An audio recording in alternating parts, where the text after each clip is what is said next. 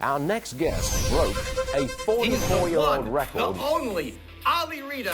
What have you learned about human behavior and like the best ways to speak with someone? What is really happening in their life? Caring for that person. Ask the questions that people want to hear. What are people's favorite topic? Themselves. And he said these words and I never forgot them, but we'll go ask him what he wants. As simple as finding out what a person wants. What do you think about the stereotype behind salespeople? The whole idea is like they were just trying to sell you a car. They don't care about you. They don't care about your well-being. Did it bother you? I think it did. It was like you're meeting somebody, you say, I'm a car salesman, automatically like, shoot, I got to watch out for this guy. Ali, you started in car sales, you started in 2001. Why didn't you change your name to Alex? Because people did say that a long time ago. They're going, why don't you change to Alex? Why don't you change to Al? I didn't want to be Alex, the car salesman. I wanted to be Ali Reda. So this is what you get every time. I'm not changing who I am internally to please other people or to get sales, because then you start losing your identity. You think that you have to compromise your identity to be the best. Here's an example. Yeah. Number one in the world, Ali Reda. It's so amazing to even hear you say it. Imagine I did change it to Alex Reda, and then all of a sudden the world sees Alex Reda. They don't really know who Ali is. How devastating would that have been? That literally hurts. Even thinking that. What's one customer story that made you take a step back and kind of like ponder? My softest point is that single mother that comes in that needs help. She's speaking, nobody's listening. I get kind of emotional when I talk about that, because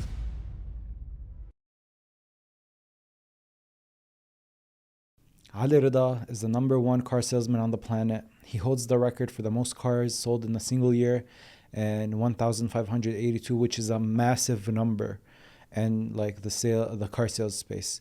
It always makes me so happy to see our people be the best at whatever craft or whatever field that they're into. Just the fact of the matter that they went into something and then they became the best in the world at that thing makes me so happy.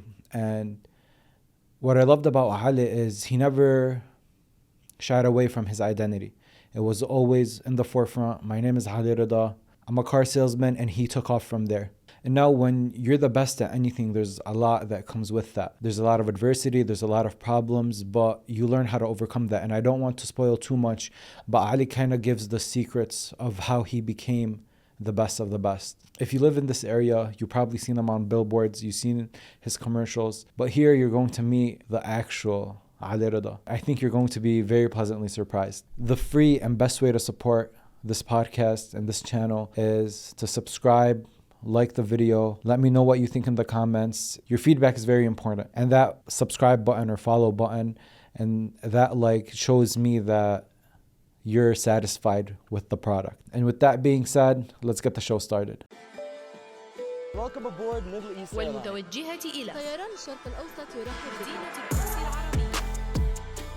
Ali, welcome to Not From Here. My brother, so blessed to be here. Habibi. Thank you.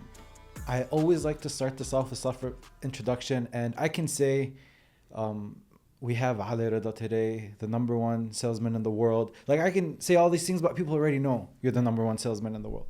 You know, the numbers speak for themselves, all these things. But I'm more interested in how do you see yourself? You know, aside from your work, all these things, like you go home, getting ready for bed, you look in the mirror, who's that guy? Yeah, there's two sides to that, really. When you think about it, first I want to applaud you. And I want to thank you for having me on your show. I want to applaud you for running these podcasts and educating people in the community. And I want to really thank you for having me on here. So it's a true honor to be here with you. But to answer your question, it's a tough question, right? It's a tough question because that answer evolves over time, right? It evolves as you mature. But there's really two sides to that, right? There's the external side of a person that we all look at, like you said. It's the father, it's a proud father. It's a loving husband. It's the servant to the community, right? Which I absolutely love doing. It's the proud son to my mother, right? It's the reliable friend to my friends. That is the external part. That's the obvious, right? That's what we are. Those are kind of, I look at them as roles, right? Mm-hmm. These are roles that you play. But to dive into your question of what you're asking, there's an internal side to that, right?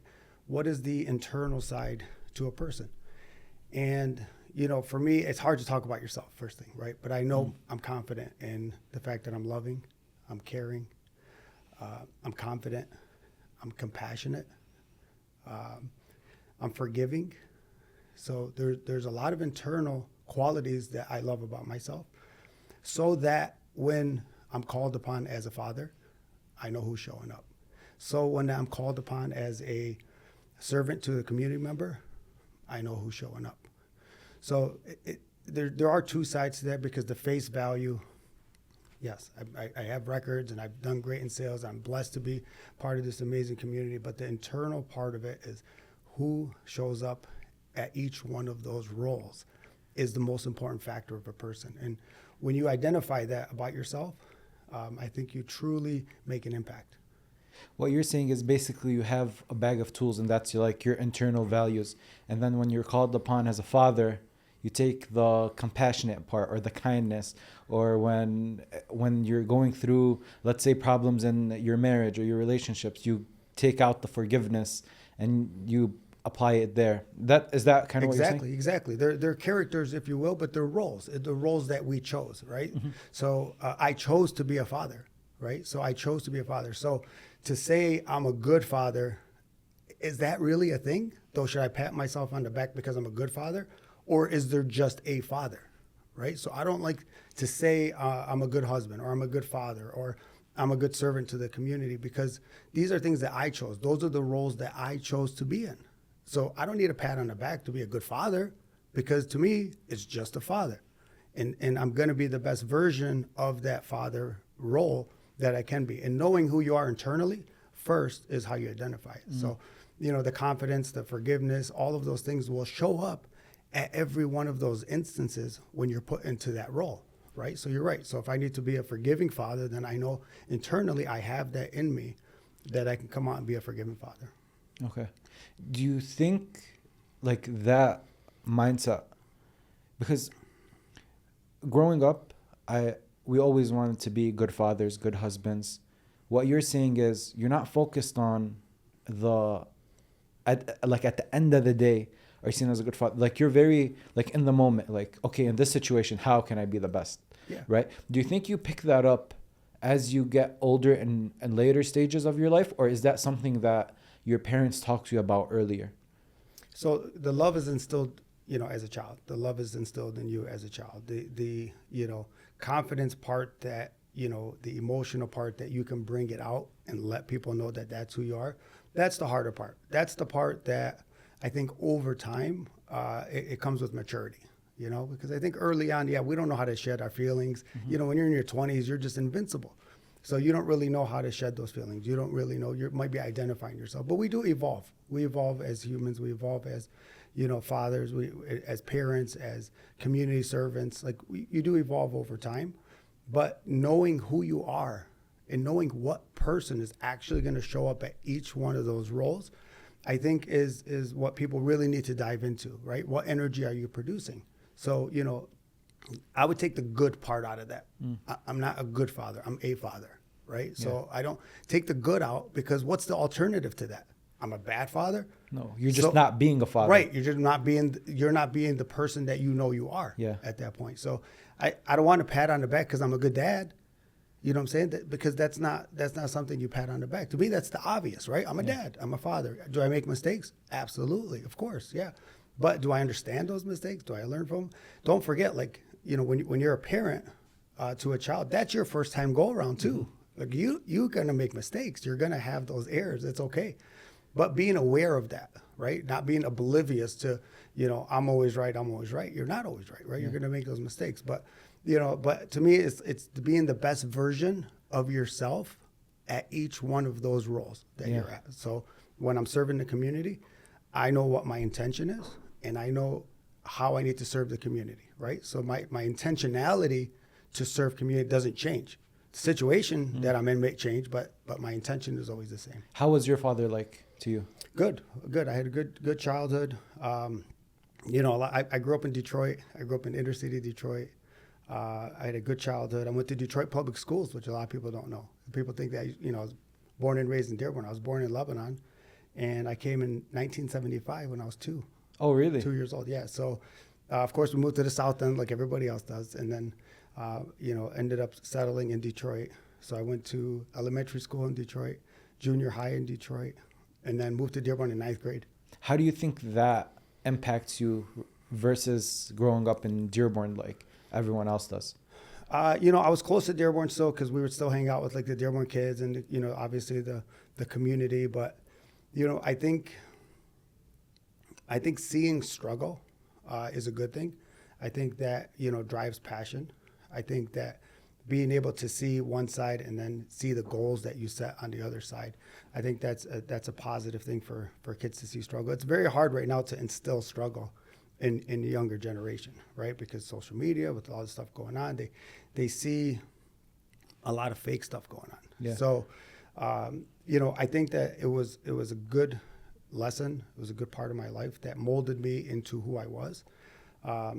But I had a good childhood. I have there's 7 of us total. So I have 5 sisters and a brother. Wow. So, grew up in, majority of the part was, in Detroit, and moved to Dearborn in 9th grade, and I went to Fortson. So, of course, I'm proud of that, The part where struggle is important, right? Like now you're very successful. You look back and you're like, man, that struggle really did something to me, right? But now you're successful. Your kids are not going to struggle the way that you struggled. And Aslan, you growing up,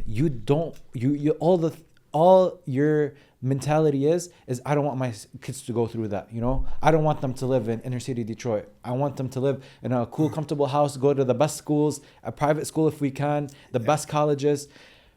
But then it kind of contradicts what you said, right? It does. And I struggle with that. It does contradict, because there's times that I want my kids, everybody wants the best for their kids. And I want my kids to have something that I didn't, right? I want them to have the nicer things in life, and I want them to have a good childhood. And I want them to have, a lot of the things that all parents want their kids to have.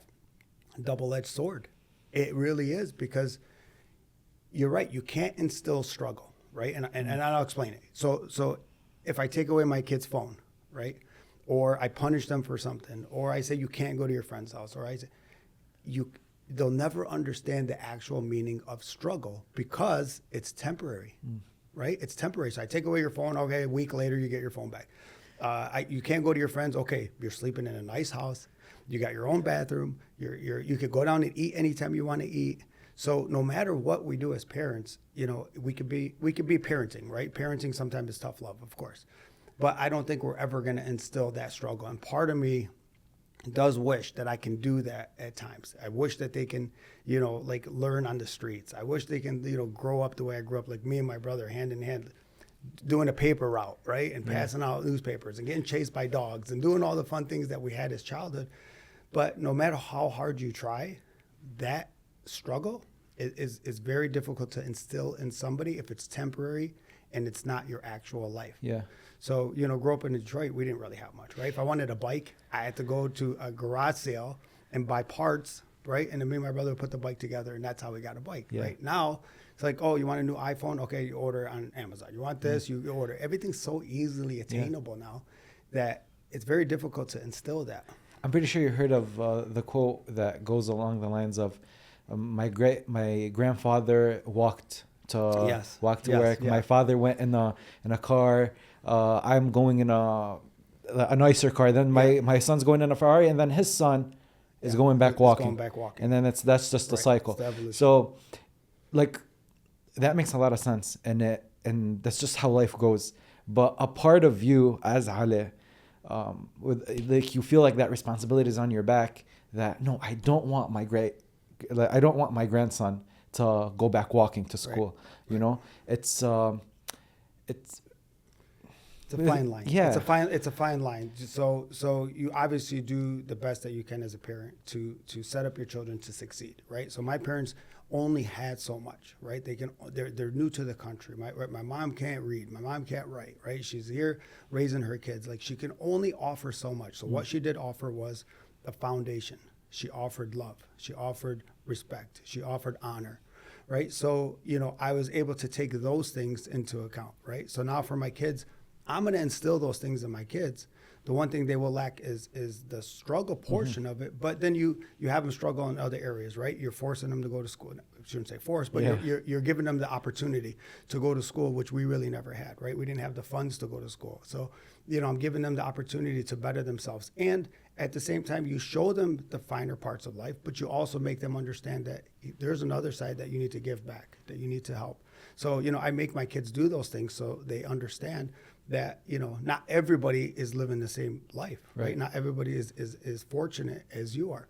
So, as a kid, people used to ask you, what do you want to be when you grow up? Oh, that was literally my next question. Yeah, like, what do you want to be when you grow up? What do you want to be when you grow up? So there is no answer to that, right? There's a couple of things that I look at that question. And for myself personally, when somebody says, well, what do you want to be when you grow up? I didn't know. But you know what I did know? What I didn't want to be. And that probably was the biggest shift in my life, is understanding what I didn't want to be, right? And I knew that it was going to take hard work. I knew it was going to take dedication. I knew it was going to take sacrifices. And by default of knowing what you don't want to be, then makes you into the person that you want to be. So you had no idea what you wanted to go into? No, of course not. No, I didn't have those opportunities, right? I go to Fortson. I worked in co-op. I worked at a factory, so I wasn't sure what I wanted at them. I didn't have the background of the education. I didn't, I went to Henry Ford Community College, which I played basketball there, which a little tidbit, which I loved. For Coach Abe, shout out to Coach Abe, amazing human. But a lot of people just, at that time, didn't have the opportunities as these young kids have now. So, for my kids, I have twins. I have Michael and Medina. They're 16. They turn 16-year-old twins. So, for them, I'm constantly asking them, not so much what you want to be when you grow up throughout. Now they're starting to shape into the things they want to do or the role they want to play in life. How old are they? 16. They just turned 16. So, but I ask them, what do you want to be now? Is the more dominant question, right? As a 13-year-old, what do you want to be as a 13-year-old? As a 14-year-old, what do you want to be as a 14-year-old? And, you get better answers, right? Because, a lot of these kids grow up, during like first grade, second grade, they're on stage and people say, what do you want to be when you grow up? Oh, I want to be a president. Oh, I want to be the astronaut, right?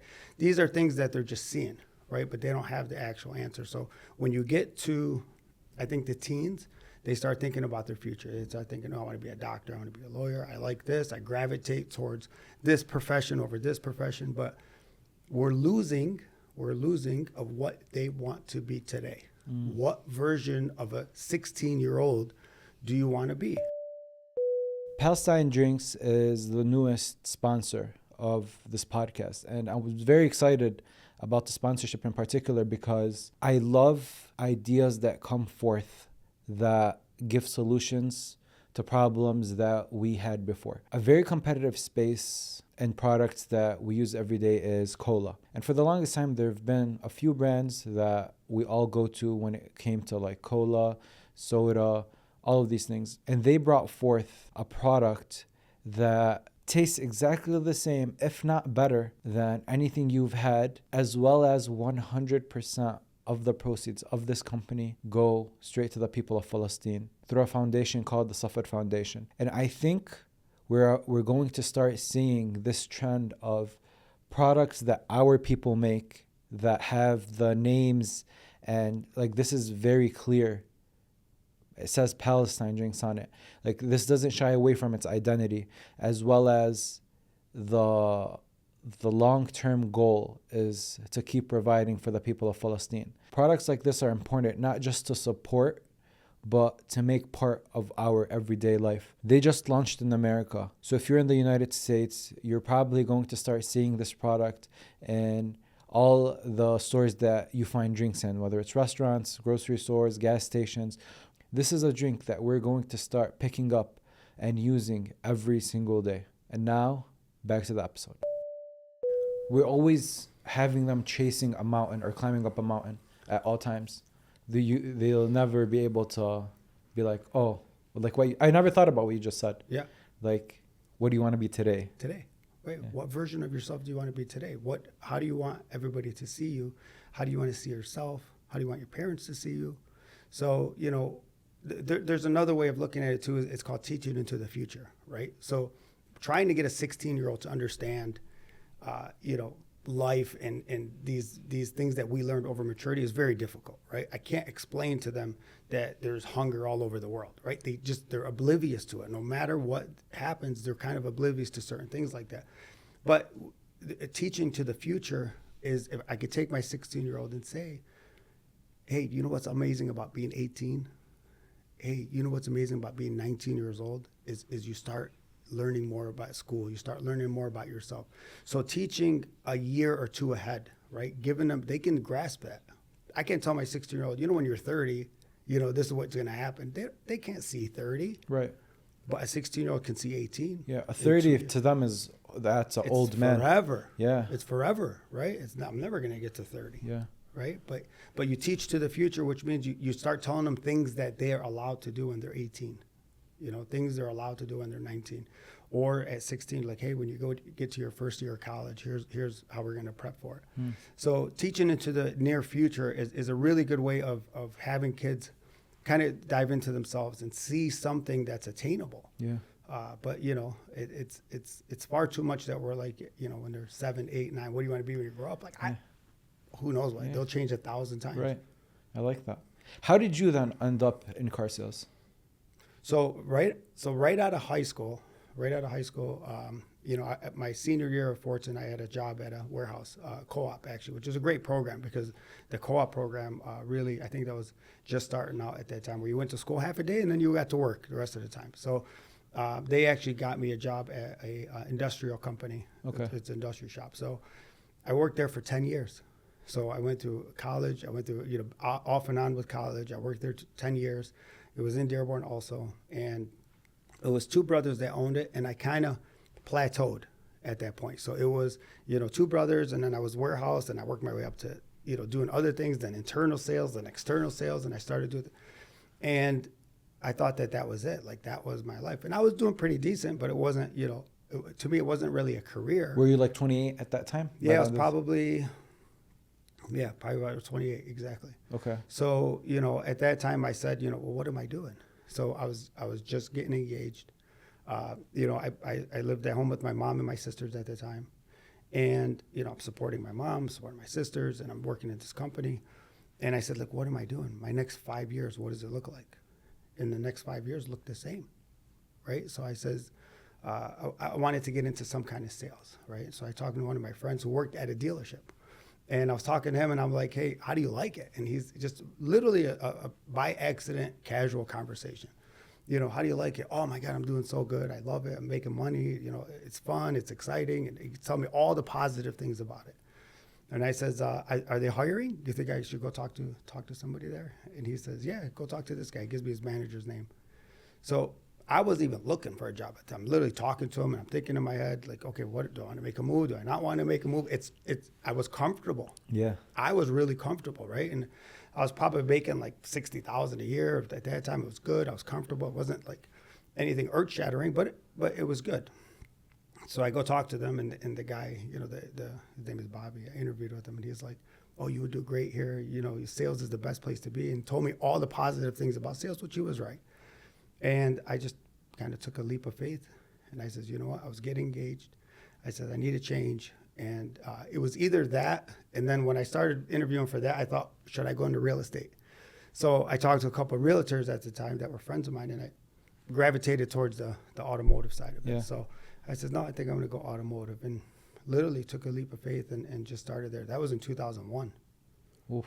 Yeah. So 24 years ago now. 24 years ago now. Yeah. Which is crazy when you think about it. It's a long time, but that's so cool, because a lot of people think they should have it figured out by like 24, 25, and you're the number one car salesman in the world, and you didn't even get started until you were 28. Yeah. It's there's certain things in your life that happen that you have to look at and say, okay, let me take a long look at this and let me see, am I bettering myself?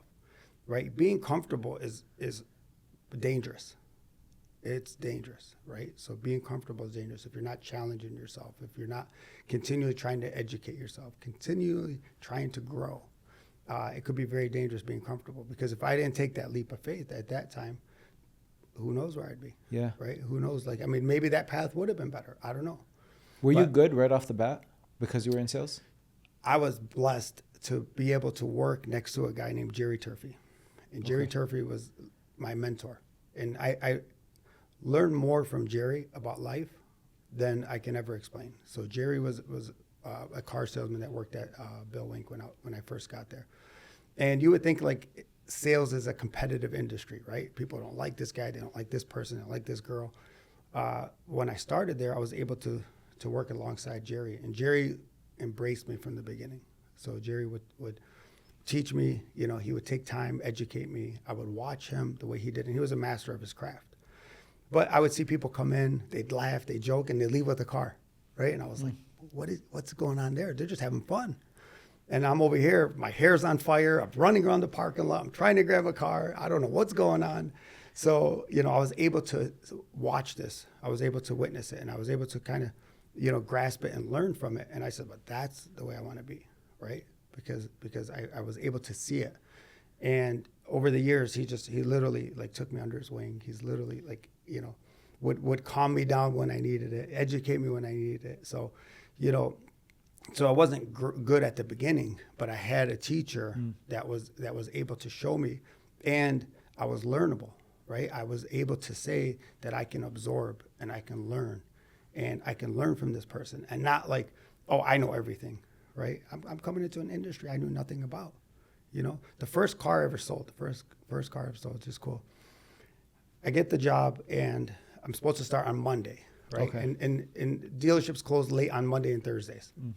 So it was a Thursday, so I called the manager. I was like, hey, I'm done with work. You mind if I just come hang out and just observe the showroom? I'm not starting until Monday. So he's like, yeah, of course, come on down. So I go down there, and I'm just standing around the showroom, and I'm just watching people and customers. There's a lot of emotions. There's a lot of things going on. And I'm standing there, and the guy comes up to me. He says, hey, can you help me? And I'm like, yeah, how can I help you? And he's like, well, I want to buy a car. I'm like, well, I don't work here yet. I'm in training. I'm going to start on Monday. But I'll get you somebody. And his name is Mr. Sob. So he goes, no. He goes, did you start yet? I go, no, I haven't started yet. I'm going to start Monday. He goes, well, I want to buy my car from you. Really? Yeah, just like that. And I'm like, okay, give me 1 second. I don't even know what to answer this guy, right? I'm like, give me 1 second. I go to the manager, Bobby, and I go, hey, this guy, you know, wants me to help him. He wants to buy a car. And he said these words, and I never forgot them, because he says, well, go ask him what he wants. Why don't you forget those words? Because it's as simple as finding out what a person wants, right? So I'm like, okay. So I sit him down in the office. I'm like, you know, okay, how can I help you? What do you want? Pulls out a newspaper. He's like, I want this car. This is the car I want. So I never forgot those words, because the obvious is just to listen, just to find out what he wanted. And it was that easy to me in my mind. I grasped it, that if I find out what this person wants, then I can help them. It was that simple of a concept. And of course, it's deeper, but that's the concept of it, right? So I've adopted that my whole life, is to listen to what they want, not listen to answer somebody, right? Yeah. To really absorb what they're trying to say to me. And I ended up selling them the car. So that was the first car I ever sold. So you sold them before you even started? Before I even started, yeah. And I told him, I said, well, can I sell this? I don't even work here yet. And he was like, don't worry, I got you, you know? So, but it was as simple as that, saying, you know, find out what this person wants. And that's where kind of we get, you know, crossed up in a lot of things, right? So, you know, a lot of people want to put their input in and give their perspective, when I need to understand your perspective, not my perspective, right? This is your buying experience, not my selling experience. So I need to know what this person wants. And I've adopted that my entire career. You kind of learned, like, it's not about you, it's about them and what they want to do. It's always about them. Yeah. It's always about them, right? I could give you my input as a professional. I could advise you, right? But we together have to solve this problem. Look, in sales, people come to you for two reasons. One is what's the pain? Where's the pain point, right? And they're coming in for a solution to find out where's the pleasure, right? So the pain point is they come to you with a problem, right? So they come to me with car's too small, car's too big, I have too many miles, I need a new car, I need a fast car, I need a slow car. Whatever the problem is, they want to move away from what the situation they're currently in and move into a better situation. So I can't dictate what that problem is, right? I can't give you my perspective of it. I need to put myself in your shoes. That's your problem. That's the problem. So I'm not selling anything, right? You come to me to buy a car. I'm really not selling you a car. I'm solving your problem, right?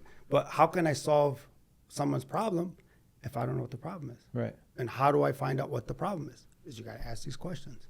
A big thing in sales, I feel like, is rejection. And that's hard for people to swallow because your ego gets hit very big, you know? When you're walking up to someone, hey, how can I help you? I'm just looking around. Like, I don't want you to help me. And there's this kind of feeling you get. It's like a punch in the stomach. Like, Yeah. Like, I'm just here trying to, I want your day to be like, I genuinely want to help you. Yeah. And I just got punched in the stomach. And then you still have to wait. And then he might come up to you again. Or maybe you have to go up to him again and be like, did you find anything you like? At the end of the day, you're trying to make a living out of this, you know? So you actually need to help this person out. How do you get rejected and go ahead and do it again and just learn that pattern of rejection?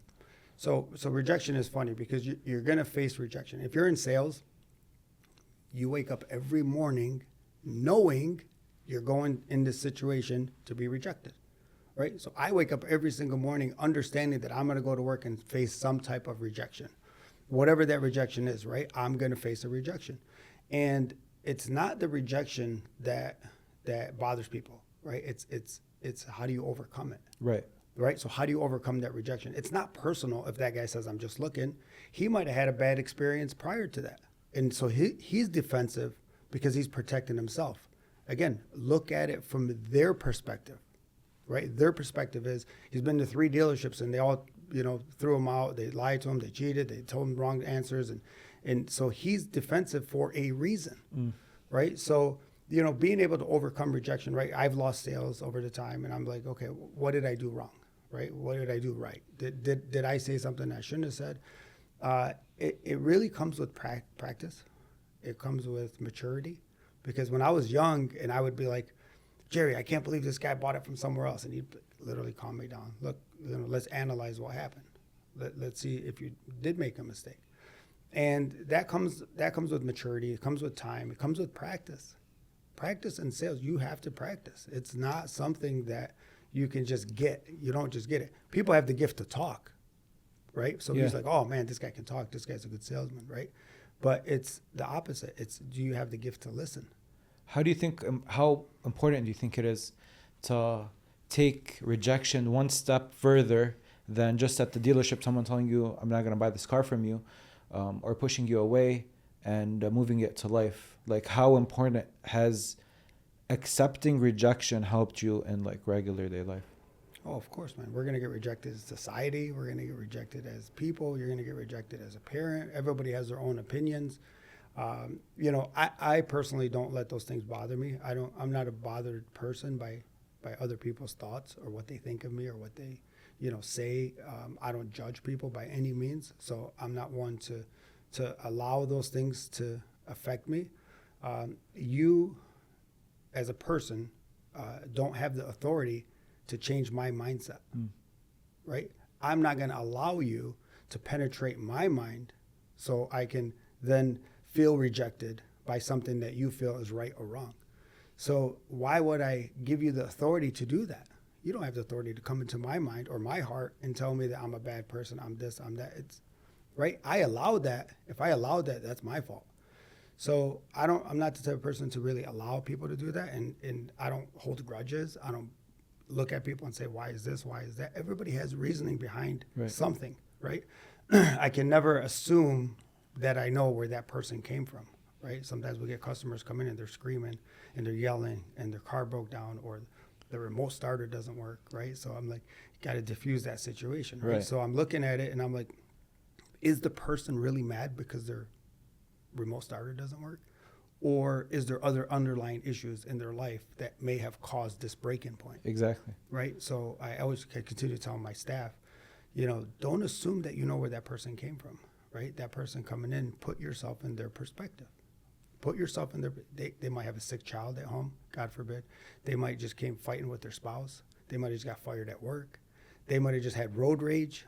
You don't know what that is. So, our job is to diffuse the situation, right? I'm not going to be like, well, is it my fault your remote started? Did I build your remote started, right? I'm not going to take that approach. Right. So, so you have to allow people to vent sometimes.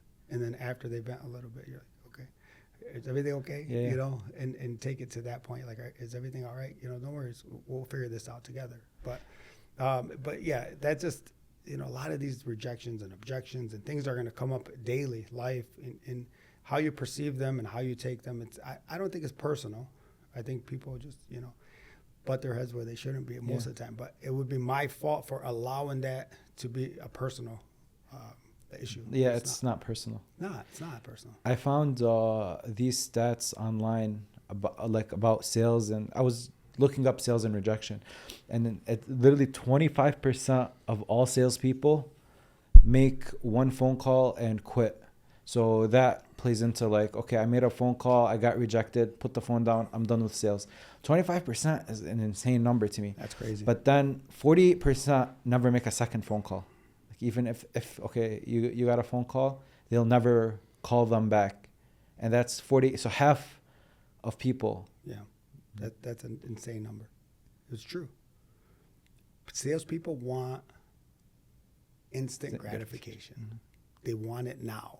Right? They want to say that, well, I made a phone call and I got nothing out of it, right? And the best salespeople in the world are not particularly the smartest. They're not, better than you. They're just willing to do more than what an average person is willing to do, right? They're willing to sacrifice more. They're willing to get knocked down more. They're willing to face objections more. But they don't give up. They're going to continue hammering the phone. They're going to continue calling. They're going to continue doing the things that somebody else is not willing to do. That's what separates the ultra high successful people versus an average person that, I went and I made 10 phone calls and I got nothing out of it. Well, the high successful people be like, I made 100 phone calls and got 3 out of it, and they're happy. So, it's doing the things that other people are not willing to do that are just going to separate those people. But no matter what you do, you're going to get rejected. Yeah. It's sales, right? You're going to have those things, and it takes practice, right? It takes you don't want to not sound like yourself. You don't want to become something you're not in order to get somebody to buy something. I think that pounding the phones, learning, mastering your craft, understanding how to do it better, knowing that there's always a better way. Right? There's always a better way. So if you made 10 phone calls and none of them worked, okay, let me see if this works, right? You got to interrupt that pattern somehow and say, how do I interrupt this phone call that I keep saying this, right? It's continually learning new ways of doing things and educating yourself. And Adi, the thing is, you've had multiple years where you've sold above 1,000 cars in a calendar year. And I bring that up because those are the numbers that counted. No one says, okay, but how many cars or how many deals fell off or fell through? Right. How many times did you get rejected on a phone call? Like at the end of the day, we're having a conversation, and we were speaking a little bit before we started. You've had tons of interviews, and all those came because the made number was 1,583. Right. It wasn't, Ali failed maybe 2,000, 3,000 times. Right. Yeah, so people don't see that. People don't see that. Yeah. They see it at the surface, right? They see at the surface of your accomplished. People look at Ali Reda today. Yeah. You know what I'm saying? Come back to 2001.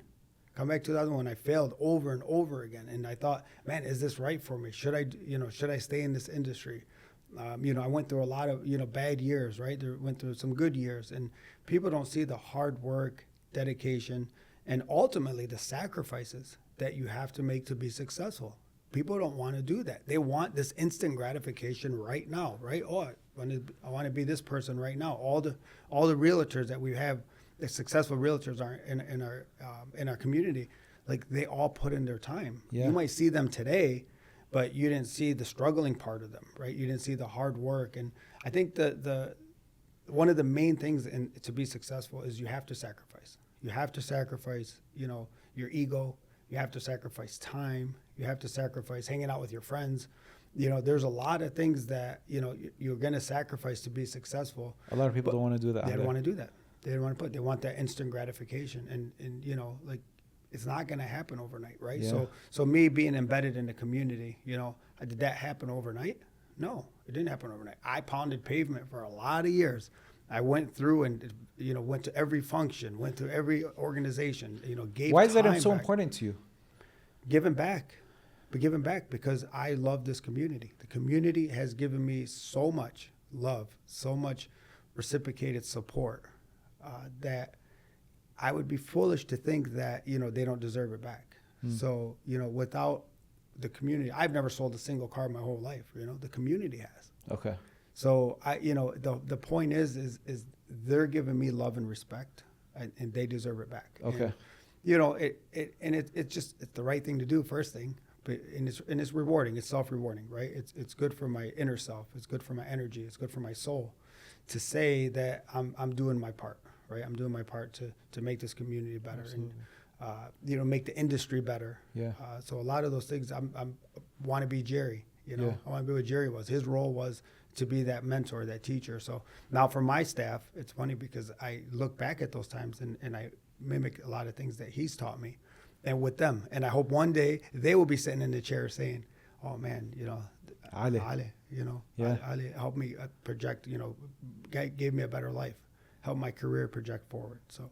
What have you learned about human behavior and like the best ways to speak with someone to get on their, I don't say like good side, but just like have a good conversation, have like a good interaction, you know? Most of our interactions and like outside of our close circles are 5, 10 to like 20-minute interactions with people at most. How do I make that the best interaction possible every time? Like, what are some cues that you've caught up? It's just looking at that person from their perspective. First thing, right? Understand it's not my perception of them, right? What is their perspective? Like, you know, what is really happening in their life? Really understanding it and caring for that person. People will know if you really care about them, or you're just like, how you doing? You know, or, you know, how's your family? Like, really ask the questions. You know, ask the questions that people want to hear. What are people's favorite topic? Themselves. Yeah. Right? So now if you're engaged with the person, if you're focused on the person, if you're, you know, not distracted, right? Person's telling you a story and your phone rings and you look down on your phone. Did you just lose that connection with that person? Is that phone call more important than what this person was about to tell you? So in sales, we do the same thing, right? So if I'm talking to you and you're talking about a deal, my phone rings and this is going on and somebody's moving a car and there's a crash outside and all these distractions, you will, if you're in my office, you will never, ever know that there's anything around you other than us two. Okay. Because I'm focused on you. And my intention is to help you. My intention is to care about you. My focus and attention is on you. That's your time. So letting people know that they're the only person in that conversation with you is very important. And understanding it, right? I'm not asking you a question just so you can get through the motions and then me listening so I can ask you another question, right? I'm listening to absorb and then understand where you're coming from. Like, you might say something, I'd be like, well, what do you mean by that? Yeah. You know what I'm saying? Like dive in a little bit more. Like, what do you mean by that? You know, like, you know, where's that coming from? Like, don't keep it surface level. Yeah. Go a little deep. Go deeper. Yeah. Ask them, like, where's that coming from? You know, but then you'll find an underlying issue. And if you want people to open up to you, that you're an amazing host and you get people to do that, right? Because you're asking the right questions. So asking those questions to understand, not to just, you know. And Shabak, you said that in the beginning as well. When you're like, oh, I just need to figure out what this person wants. I just have to listen. And that's kind of something that we really listen to respond. We don't listen to just understand. That's exactly what we listen to understand. Yeah, exactly. You listen to respond. And that's it. And, you know, so why do people forget somebody's name the first time they meet them, right? You go up to a person, you shake, you know, hey, I'm Ali, how are you? And they say their name, and you never absorb the name because you're thinking of the next question. Yeah. So if you slow it down and you say, oh, nice to meet you, Jaafar, and you repeat the person's name, then now you absorb that. It's why people forget people's names. So I always try to repeat their name back to them. So that way I said it. So if I need to go in my memory bank, back in that conversation and be like, okay, I said his name, so now I remember the name. Yeah. Right. So it's just little things like that you'll pick up, and that's with maturity too. That's like, that comes later in life too, because we're always on the go, man. We're always trying to figure this out. I want to sell. I want to do this. I want to do that. I want to make it quick. I want it now. But man, sometimes slowing things down, understanding it. Same with kids. Same thing with kids. Kids, Yeah. a million miles an hour, and just slow down a minute. Calm down. How many times you calm your child and you're like, calm down. Let me just figure out what's going on. Yeah. Same thing. Just slow down. The thing with, like you said, we're always on a go. We always want to do a sale. Is that the amount of cars that you sold? We're not going to include. We're going to technicalities of it, but it's about like 3 cars a day. Mm-hmm. The turnaround, Yeah. average. People will look at that, and that's aside from your 30 plus a day that you've had also before. Yeah. People are gonna look at that and be like, man, for us, someone that's telling us to slow down, it looks like you're doing these deals pretty quick and you're turning around people really quick. But what's kind of like the undertone of that? Like, what's the reality of that? It's about process, right? It's about process. Like, how do you get through the process of being efficient and not being rushed? Those are 2 different things. You can be efficient and not be rushed, right? So I built a process in place that I'm able to handle multi amount of customers at one time and not have each person feel like they're rushed through the process, right? So what I mean by that is, if you've been in my office, I kind of mocked it after a doctor's office. So I have, 2 offices, and I have 3 offices on the other side. So when you bring a person in and we're solving their problem, right? So then I go through the motions of their problem, and then I solve the problem and I pass it on to the next office. Okay. Right? So much like a nurse comes in, they take the preliminaries, and then the doctor comes in, they solve the problem, and they move to the next office. So the process is continually moving, right? And with every person being at a different stage. So I was able to mock that. Again, it's being aware of how do I have a better process in place, and being aware that, okay, as I evolved my business, my processes have to change. So understanding that, how do I get better? There's always a better way. Remember, there's always a better way. There's always a better way of doing something. It's just understanding that there is a better way, and how do I figure that out? So as I moved through that process and refined it over the years, we've made it very efficient, very fast, but never are you rushed through the process. It's not like, all right, here's your car, see you later. Yeah. Every person has their specific time, and they never feel like they're rushed. Nobody would know I delivered 30 cars that day. Right. Nobody would know you delivered 5 cars that day, right? Because they just, this is your time. Mm-hmm. Yeah. There's something personal that I want to ask you. It's like a question for me, but I hope other people will be able to use it as well. So I'm going into this phase where I want to start expanding the team for this podcast. And you know how at the beginning you were like the one-man show, you were doing everything, and then you got your first hire that maybe doesn't do this thing. Like maybe they don't, I don't know how the process goes for sales, right. but maybe they don't do it as good as you do Right. at first. How do you kind of put that trust in someone that you know is not going to do that job as well as you are going to do it? First thing you got to understand. First thing when I struggled with it too, right? When I first hired somebody, it's hard to release those duties to somebody else when you know that you feel like you're the best at it, right? And like nobody's going to be better than me, right? So that's your thought, and it's hard to release these obligations to a next person. One, you got to find a person that aligns with your energy. You got to find a person that aligns with your vision. You got to find that right person that you know will help you get to that next step. If you think you can do it all by yourself, that's an ego issue, and there's a problem. Yeah. You will never evolve. You will never grow. You'll never get to that next level. You need good people on your side to help you get to the next level. And one thing I always tell myself is I can't assume that they know what I know, right? Right. So you can't assume if you're going to hire somebody that they know what you know. So you have to, again, educate.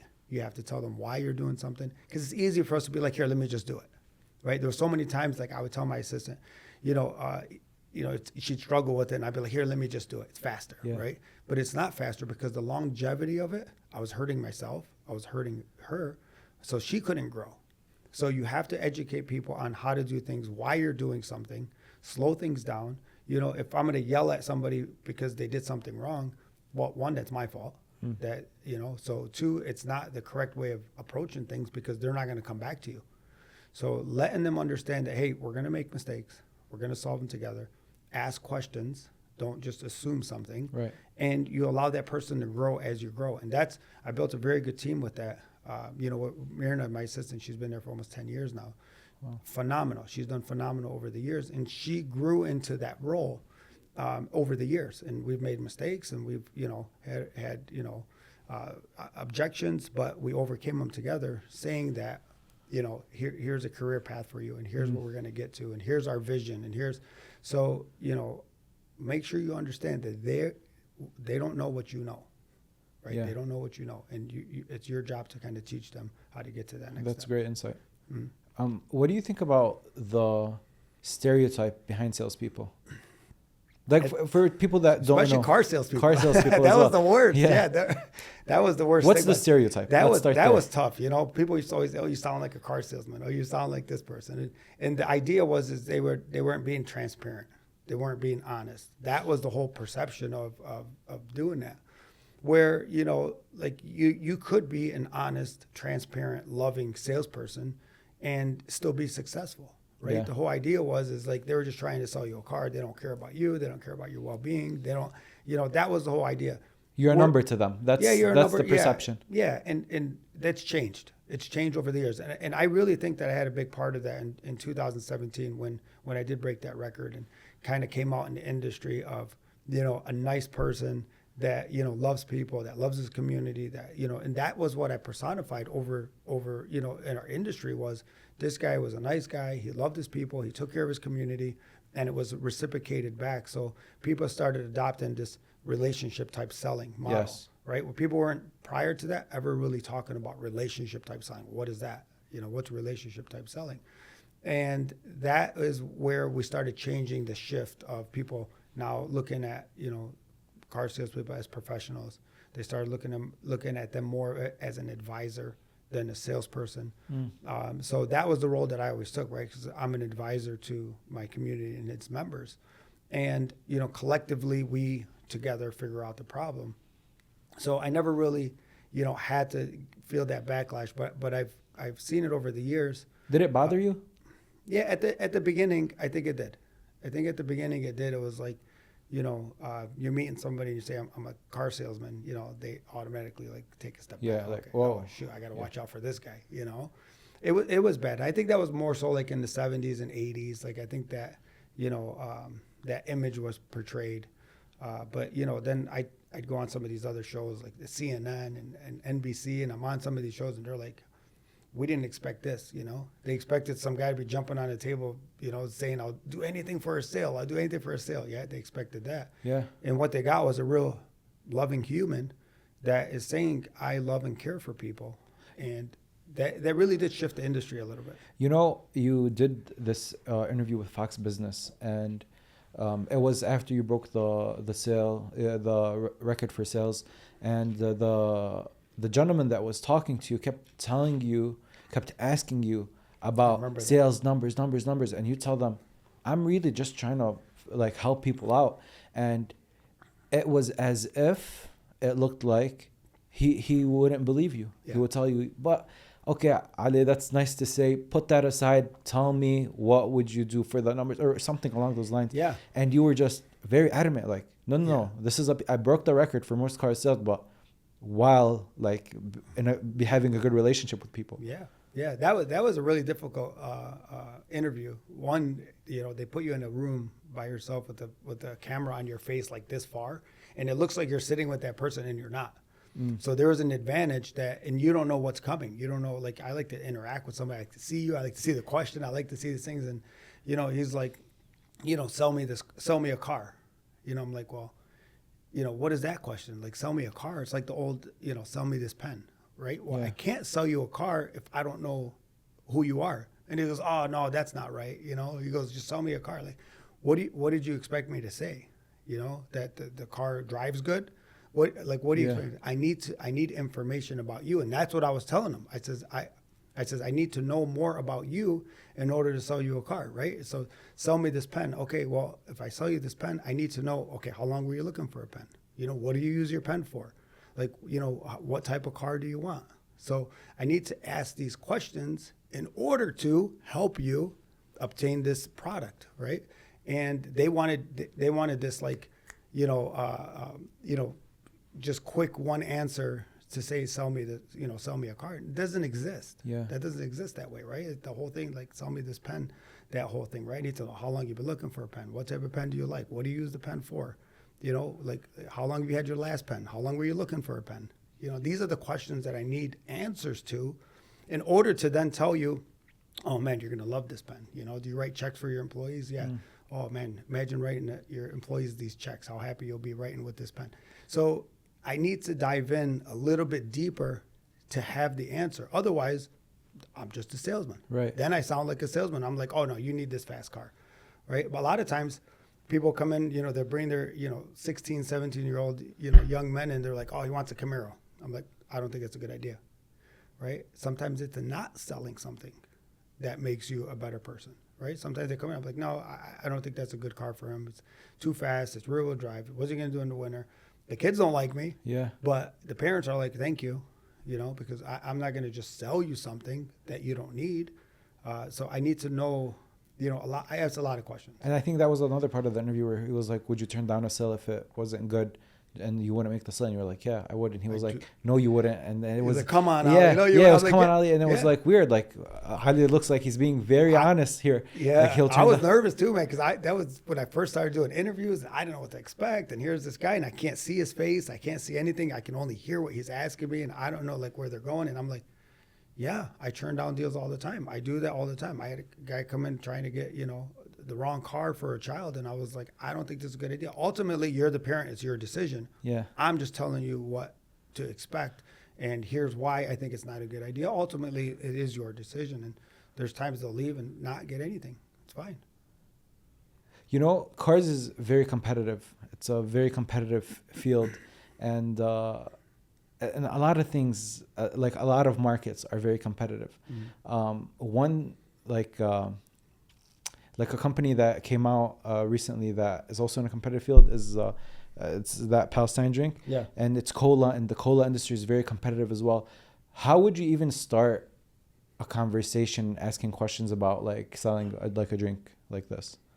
Yeah, I mean, if you're selling the drink, you ask somebody what their taste is.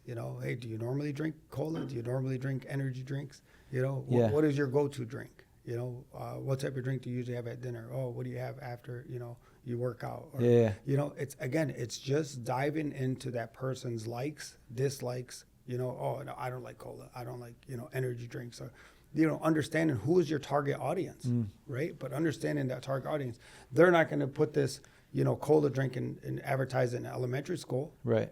Right. So what is your target audience, right? So you have to understand who's the target audience. What are you trying to accomplish? What is the image you're trying to portray?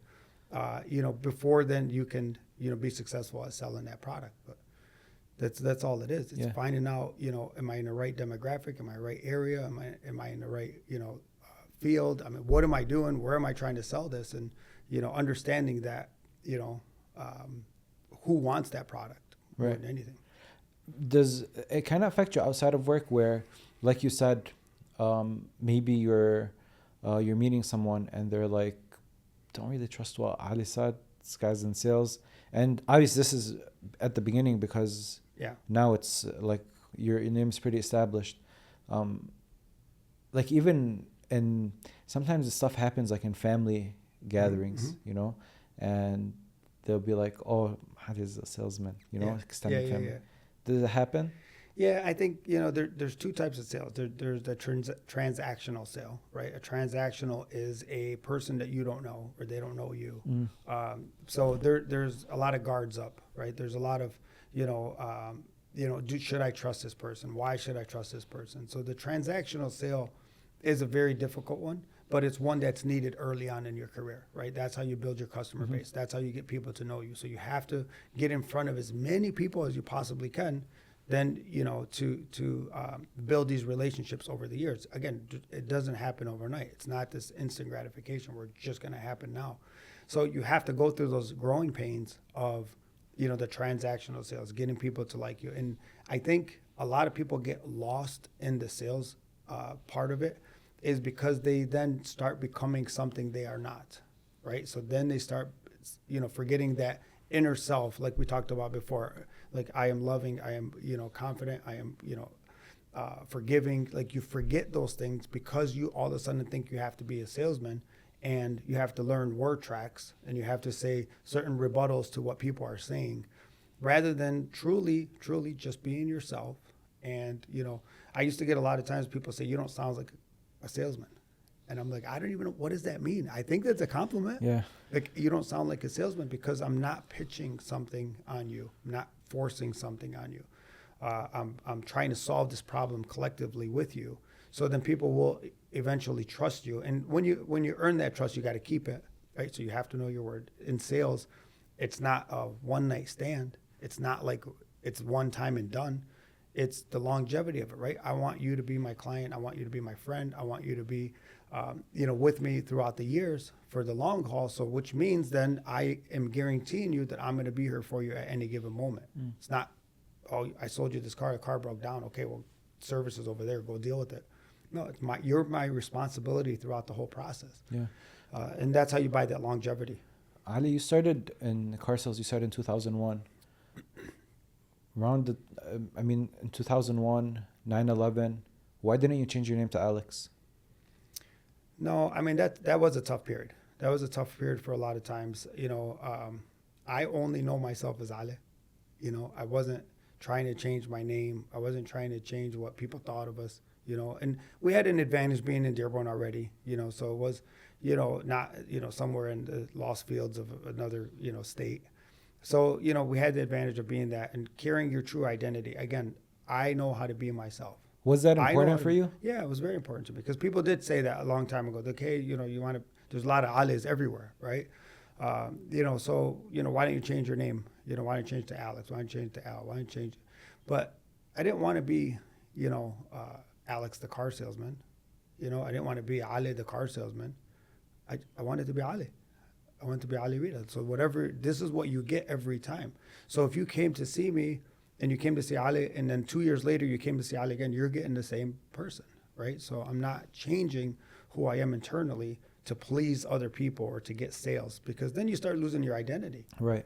So it never really crossed my mind to say, should I change my name or should I change, what people's perception is. Okay, so it never crossed your mind? Never. It was presented. Yeah. But I never thought that I should do it at any given point. No. It feels good because that world record, when it holds, or like when you look at it online, it's Ali Reda. It has, like, even while I was prepping for this episode, it felt so good. Wherever I was seeing your name, it was Ali Reda, Ali Reda, Ali Reda. And it's like you think that you have to compromise your identity to be the best. Right. But here's an example. Yeah. Number one in the world, Ali Reda. So blessed. It's so amazing to even hear you say it, right? It's so amazing. It's so humbling to actually hear you say that because, I never really thought about it. Imagine I did change it to Alex Reda.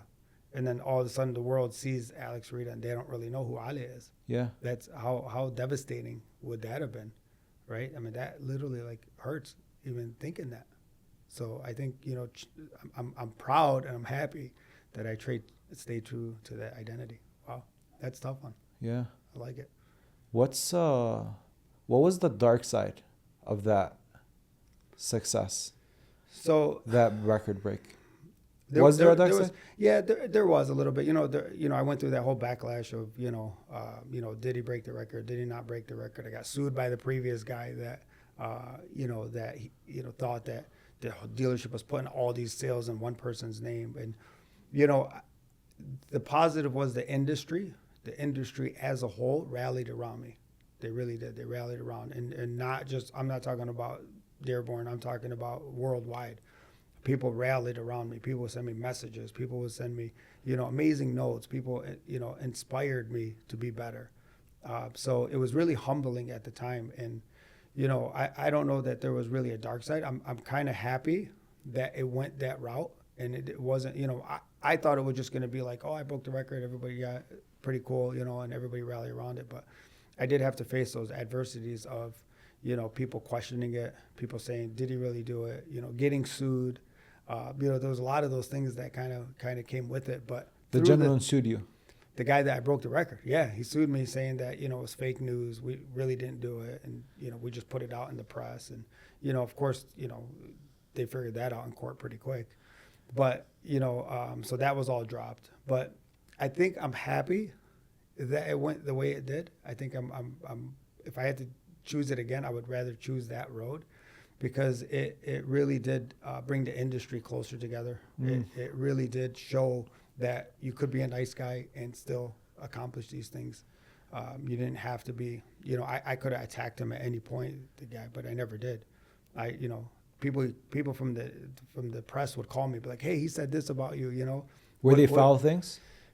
Yeah, oh yeah, they'd call me. They'd be like, "Hey, he said this, he said that, he said you're a liar, he said you guys it's fake, and he said that, you know, he's gonna come in there and, you know, raise hell." And I'm like, you know, okay, no problem, you know, I would love to meet the guy, you know. So they would push you and poke you Because you looked up to him.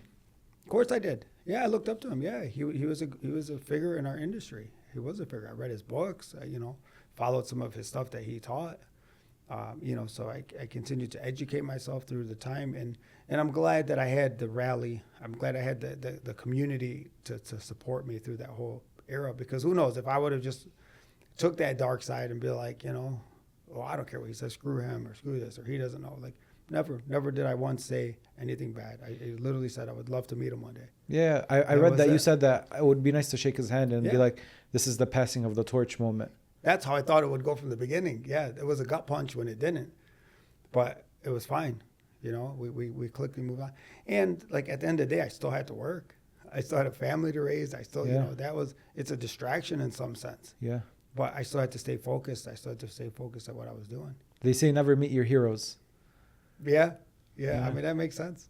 It makes sense. But if you've listened to this podcast before, you've heard me talk about Whoop. But the thing is, I've used Whoop way before they became a sponsor of the podcast. And the reason for that is I have yet to find something that has helped me take care of myself and my health the way that Whoop has. From checking my sleep and making sure I understand what are the factors that get me the most rest in a single night, to tracking my activities when I work out, to seeing how well recovered I am every single day. Like, these are important things for us to know day in and day out, especially with the crazy schedules that you have, and especially with everything that's going on in your life. You can't lose track of your health. And this is a device that stays on your body 24/7, and you won't even feel like it's there. And because you're a listener of this podcast, Whoop wants you to try their product for a month for free. Order it and try it out. If you don't like it, it's as simple as returning it. But I guarantee that after you see how impactful it is to your everyday life, you're going to struggle to take it off.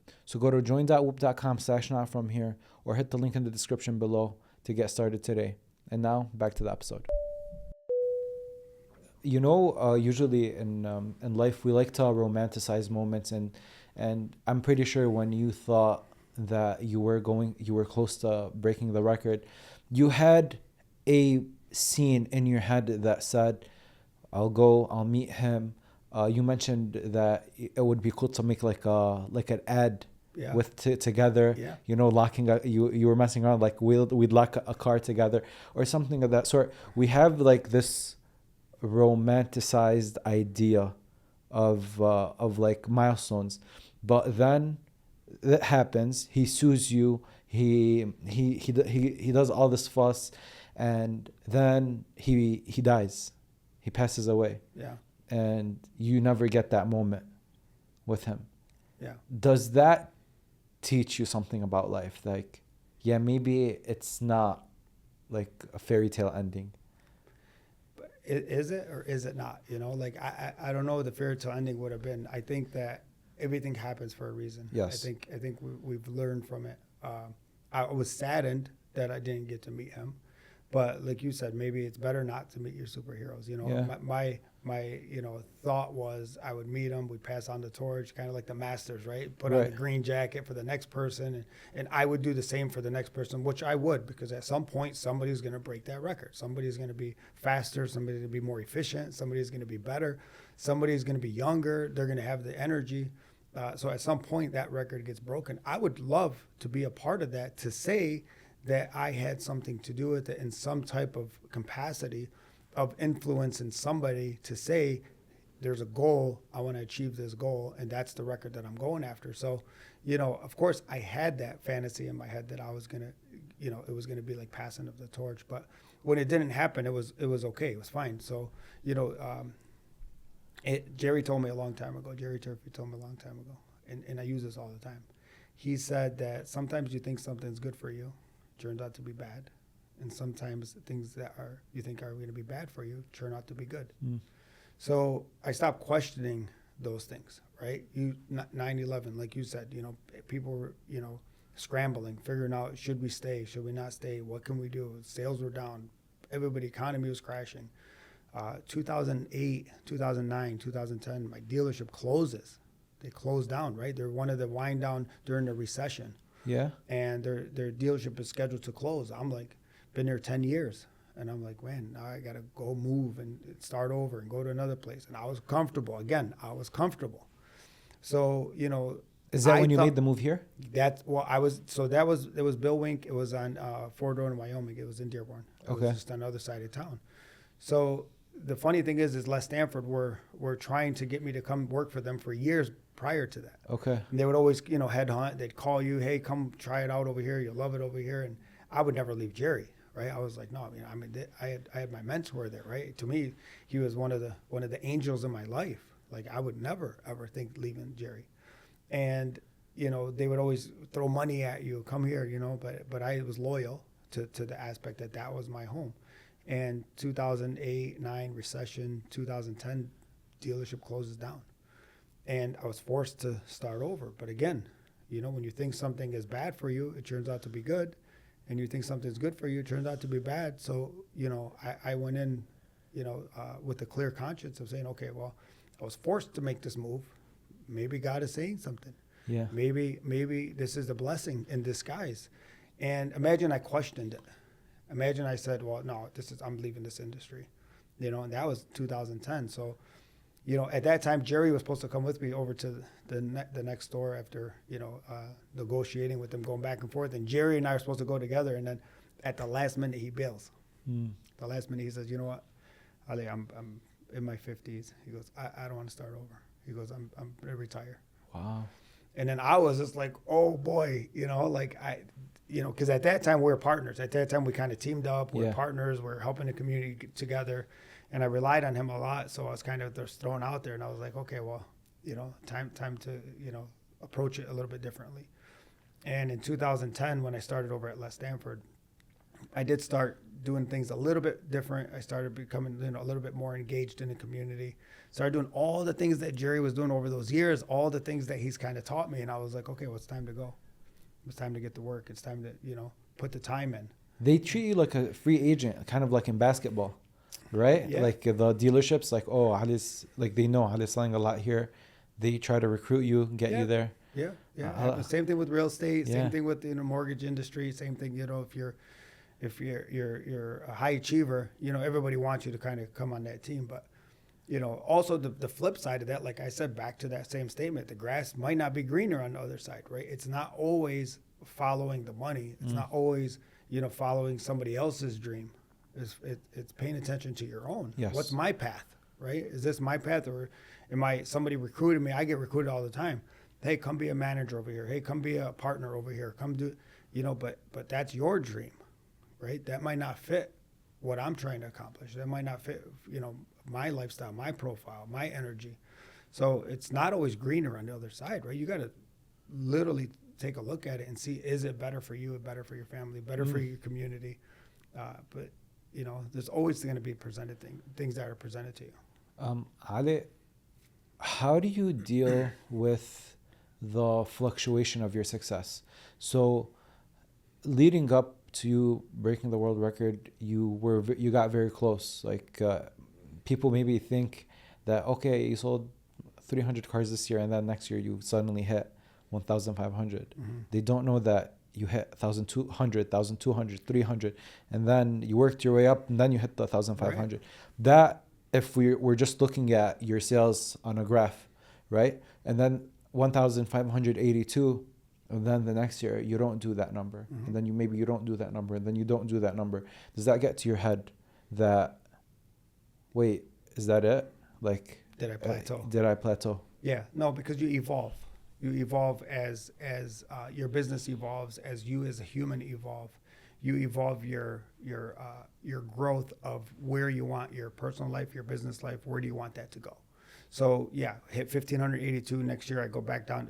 You're right, because in 2000, 18. So 2000, let's do 15, right? Yeah. It was 1,200, then 1,300, then 1,400. It was slowly rising, and that record, I just so everybody knows, that record was very difficult to hit. It is a big number in our industry. So if you look at it, like the national average salesperson sells 10 cars a month. That's the national average across the whole country. That's 10 cars a month. So that's what you're dealing with. Wait, right? What's the numbers on that? It's 10 cars a month. That's nothing. So you're talking 120 cars a year. That's the national average. So now you got to go back to look at it like it's 130 a month. There's a lot of things that had to happen right for that to happen. And I didn't go into 2017 and say, I'm going to break the record this year. It doesn't work that way, right? You continue to work hard. You continue to grow. You continue your growth. So, going into January, we had a phenomenal January, phenomenal February, phenomenal March. Not until like June of that year did I even think that, wow, I'm on pace. But you knew that there was a record at 1582. I knew, 1425 was the old record. Yes, I knew 1425 was a record, but I did not think that I can hit it until like June of that year. I looked at the pace and I'm like, wow, if I continue this pace, then I can potentially hit it. And a lot of things had to work in your favor, right? The stars had to align because anything could have happened. COVID could have happened. Strike could have happened. The banks could have, went down. Interest rates. Interest rates could have rose. Inventory, there could have been strikes. Anything could have happened that year that would have derailed it. So it was a perfect storm. It was record-breaking month after month after month. There was a lot of hard work, there's a lot of dedication, there's a lot of sacrifices that went into that year. And in June, I said, man, if everything continues this pace, we have a shot. And then not until like November, did we end up hitting it late November. We ended up hitting it, and I was like, man, that's just crazy, right, to look at that number. But I'm not really chasing that for the rest of my career. Back to your original question, right? So you plateau, and then the next year, what you don't see, because my New Year's resolution every year is growth, right? How do I grow? How do I grow personally? How do I grow my business? How do I grow? How do I have my staff grow? So although you don't see the number there's some type of growth that did happen, right? So I hired a salesperson that works under me. So now I have somebody else that I'm empowering to grow. So the 1582 drops to like 1,400 the next year. But I hired a guy named Carlos who works for me, who then he sold 400 cars, right? So now the growth is there. So then I hired another assistant under Mirna that, we're empowering them to grow. So our business is growing in that aspect. Okay. So even though you don't see the numbers rising, there is some kind of the growth. roots are the roots are still growing, right? Right. So, okay, that makes sense, because I wanted to ask you that, like, as much as you say growth in sales, the growth is number, like people want to see numbers grow up. But if you're saying that your team members, the sales people that you have, go from 400 to 600 or start going up, and then that's growth in numbers as well, but it's in the roots. You don't see like the big log. Correct. Everybody wants to see that part. Yeah. Right. Yeah, because you're right. A tree grows both ways. So you need those roots, which we laid the foundation, and now we're able to empower other people to come in. And I have other people that the sales numbers are there. So if I took my staff's sales numbers, then I'm like 1,900 is the number. Can you walk me through the day of breaking the record? For Ali personally.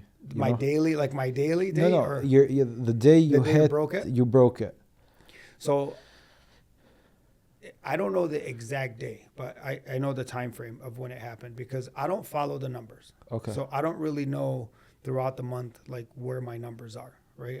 Nobody comes in and tells me, hey, you're at 50 cars, you're at 80 cars, you're at 100 cars, because I don't want that number to dictate my next move. Okay. Right? I don't care if I'm at 99 and then you're number 100, because in the back of my mind I'll be like, man, I got to sell this guy. He's 100. Yeah. Oh, I got to make sure I get this because he's 100. That's not that's not what I think, right? Yeah. So I don't need to know the number because the number falls wherever it's going to fall. All I know is I need to help this next person. So by helping this next person, the numbers come naturally. The financial reward comes naturally. I'm not looking at the money portion. I'm not looking at the unit count.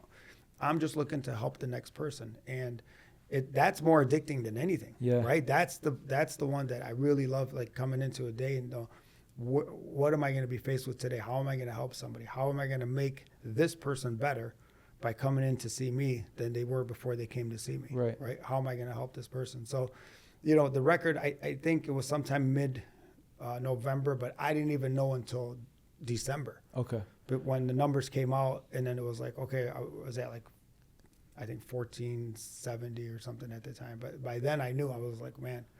But then you do take a step back, and then you like absorb it. You're like, wow, man, it's a surreal feeling.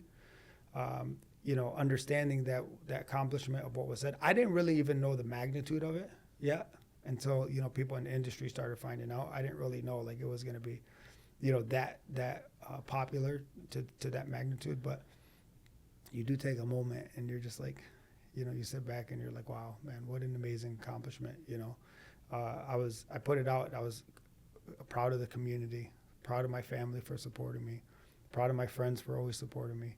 Like, it wasn't just something that I did. I was proud of my staff.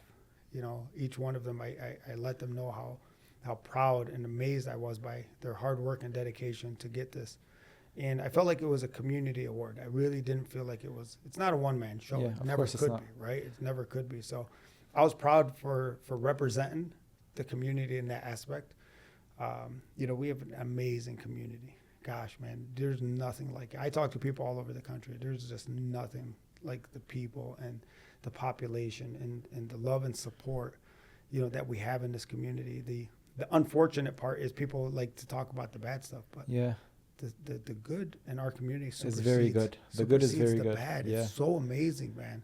It's so amazing. Like, God forbid, somebody passes away and you get 2,000 people that show up at the gym and unannounced, right? There's nothing. There's maybe a flyer that goes, you think that's normal? Do you think that any community can actually have, 800 people show up to a wedding with pride and joy, or show up at the mosque to pay their respects with just maybe a note or Yeah. word of mouth? That's not normal. Yeah. That doesn't happen outside of this community. So a lot of good qualities here. I'm gonna go a little deeper, and of course, if you don't want to go into it, we won't. Sure. But you got engaged the time that you got into car sales, so I want to think that your wife had a big, like, she was with you along this journey, So sharing that record-breaking moment in the confines of your home had to be a very special moment. Yeah, so can you of talk course. to me about like the moment you broke the news to your wife and your family, and like It is. we did it's it? It's a very proud moment, being the first of my family to even go to college, being the first that, was able to achieve a lot of these things because I had the supporting staff. So you have to have a good home work-life balance in order to be successful, because if she wasn't the type of spouse that supported, that loved, that, sacrificed the things that she had to sacrifice so that I was successful in what I did, that would have been very difficult accomplishment. So you have to understand that you have to have a good home work-life balance, that person, your spouse, can actually help you achieve those goals or hurt you in achieving those goals by, not sharing the same values that you may have. So it's a very proud moment to say that, hey, we did it. We did it. Like we got it. We did it. We've accomplished something that's so amazing. And a lot of it is because of the love and the respect and, the understanding that I might have to work late nights, the understanding that, yes, I'm sacrificing certain things. But a long time ago, we decided, she was a teacher by trade. So when we had the kids, then we decided that she would be a stay-at-home mom. And we were fortunate enough to be able to do that. And we decided that, in order for us to both be successful at what we're doing, we had to understand that we had the same goals and that we shared the same values and that we weren't going to micromanage the other person. So I was not going to micromanage the decisions that she made with the children at home. And so I don't have to, worry about it while I'm at work, and I can focus at work, because it's very difficult to have these underlying issues and then perform at a high level. Right. So, everybody needs to be on the same page. At the same time, I wasn't coming home and micromanaging her punishment or whatever kids might have did, because I was like, okay, you decided I'm going to support that decision based on the fact that you're supporting, and sacrificing for me so I could be successful for the entire family. Right. It's a win-win. You got to look at things like that. It's the win-win perspective is very important to understand. Like, how do we all win? Because if ultimately I won and she loses, then we both lose. Right. If she wins and I lose, we both lose. If my client wins and I lose, we both lose. Right. But if my client wins, the dealership wins, and I win, then it's a win-win for everybody. That's the perception that you want. That's the whole idea of everything that you're doing, is how do I get a win-win, I guess I should say. So really important. And just like you built that process at work, you probably have also one at home that guarantees the same amount of success at home and at work. Again, we're going to make mistakes. Yeah. And this is my first go-around as a parent. I'm going to make mistakes. This is my first go-around as a husband. I'm going to make mistakes. Like, it's okay to have those mistakes. It's the understanding portion of it. Okay, man, maybe I shouldn't have did that. Or maybe I shouldn't have said that. Being apologetic and being, it's okay, man. It's okay to have these mistakes. It's okay. Like, I'm going to make mistakes with my kids. It's okay, but understanding, how do I overcome that? How do I make sure, okay, man, that did not feel right. Maybe I shouldn't do that again. Or that felt good, why did it feel good? Like, why, did that feel better? So understanding that why these things happen is very important. But man, we're in the wrong planet to be perfect. Right. We're going to make mistakes along the way, and nothing is perfect. Being marriage is very difficult, right? And building that family and that trust, it's very important. That's a good foundation. Does money buy happiness? No, it's not that money that buys happiness. Money allows you to have more freedom to do certain things.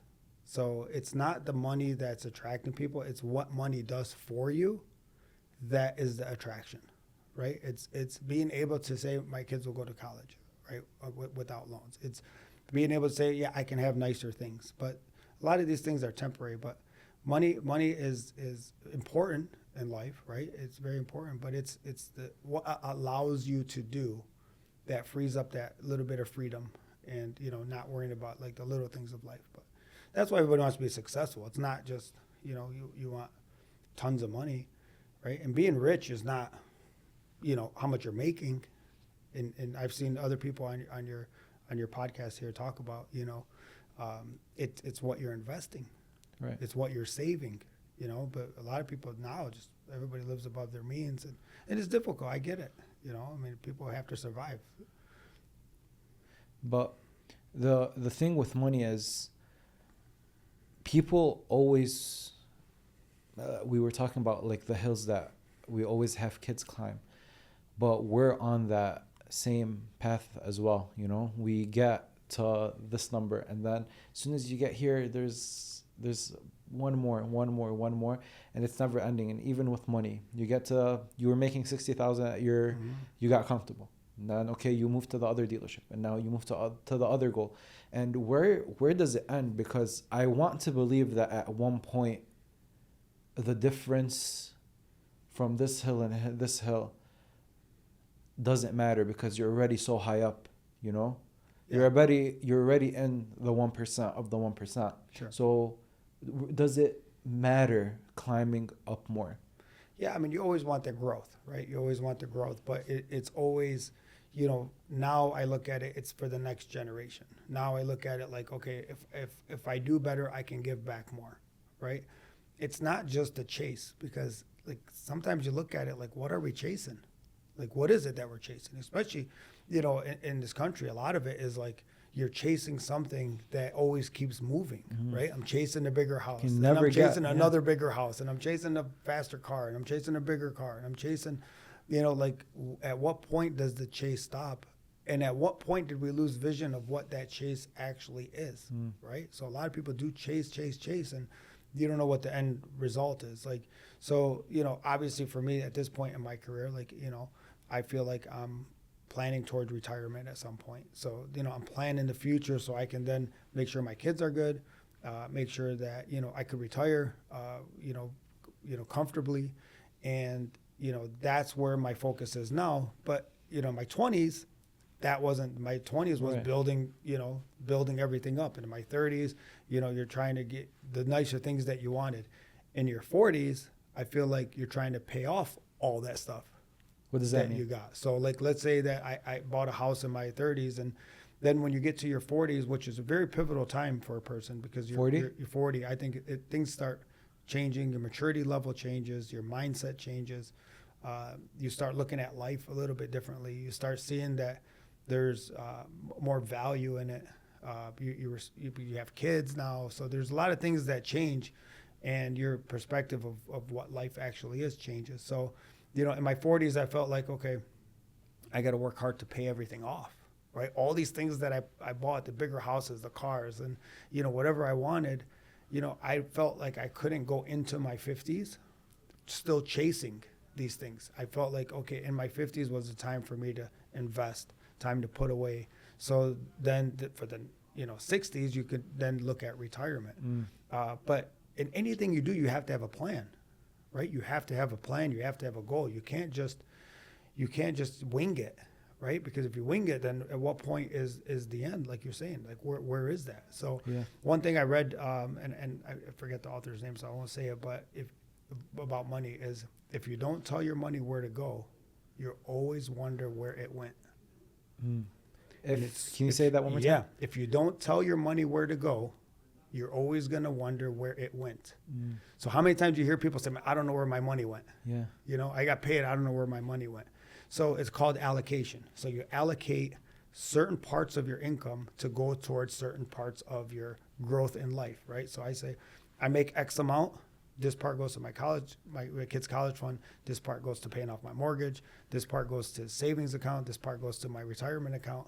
You have to be able to allocate it in each bucket, so then you know where you're left off. Right. So, but if you're just winging it and you're just like, okay, I don't know where my money went, you're never going to find it.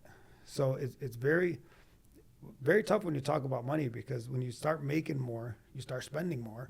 But you have to have that goal in mind of where each bucket looks like, where the money goes into each bucket. And then at the end, it's, like I said, it's not what you make, it's what you save. It's what you put away, it's what you allocate. And for me, like that whole 40s was like, I got to pay off. I got to pay off. I got to pay off. So I struggled paying everything off. So then I didn't have a mortgage payment. I didn't have to worry about a car payment. I didn't have to worry about my kids' college fund. And I'm in sales. So like it's sometimes up and down, right? So you have to know how to be disciplined. That's probably the biggest thing, is people are just not disciplined enough to start something, and they're not consistent to finish it. So those two things. So you got to be disciplined to start it, consistency to finish it.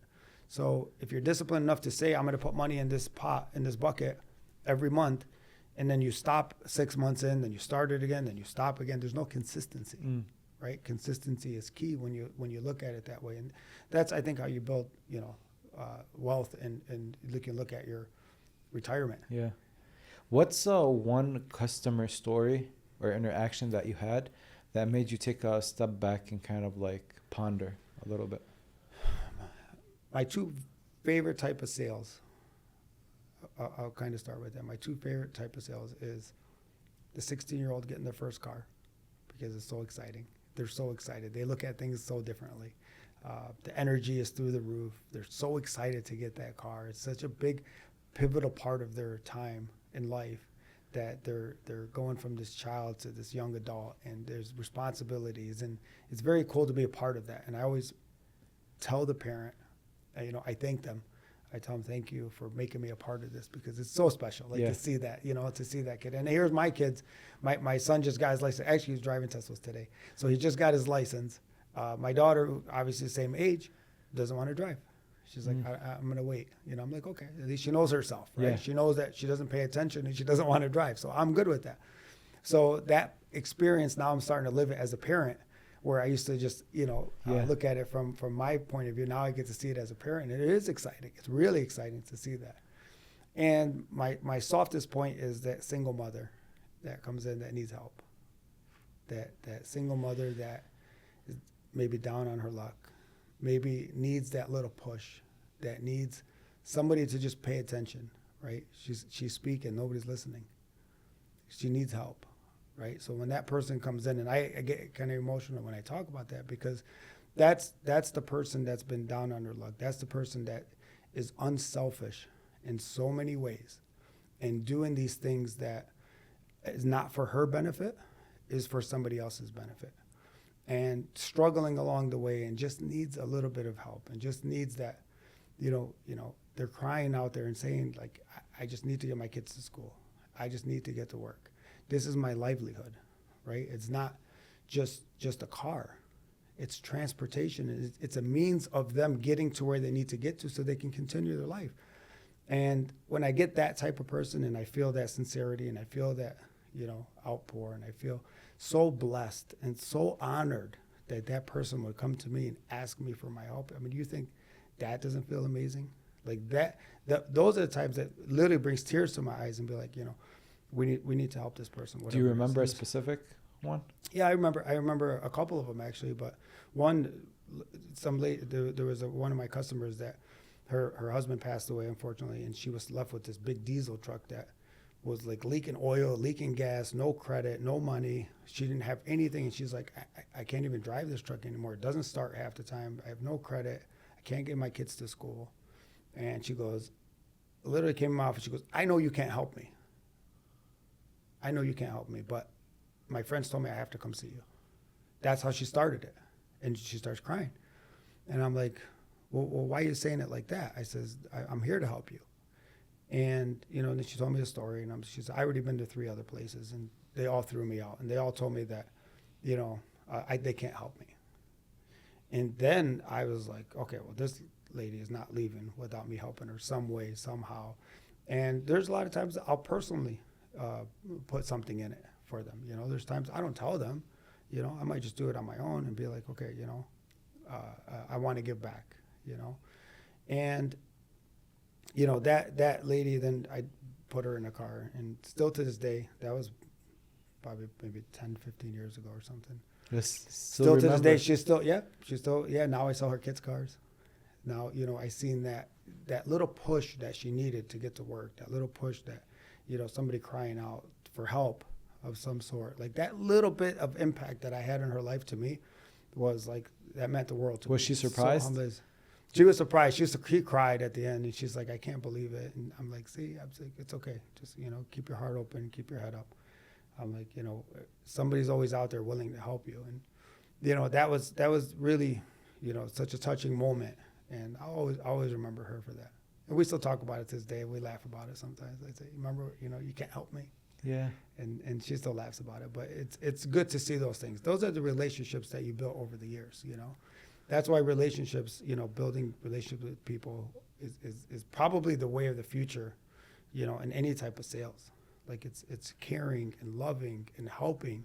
Like, nobody's going to forget that emotional attachment. Right. Right? If you buy something just to buy something, and there's no emotion behind it, there's no love, there's no, mutual respect behind it, then it's just an item, right? But if you put an emotional attachment to something, man, yourself, and people here that sit in this seat, and they talk about these emotional states and these experiences that they had, that's a touching moment. Yeah.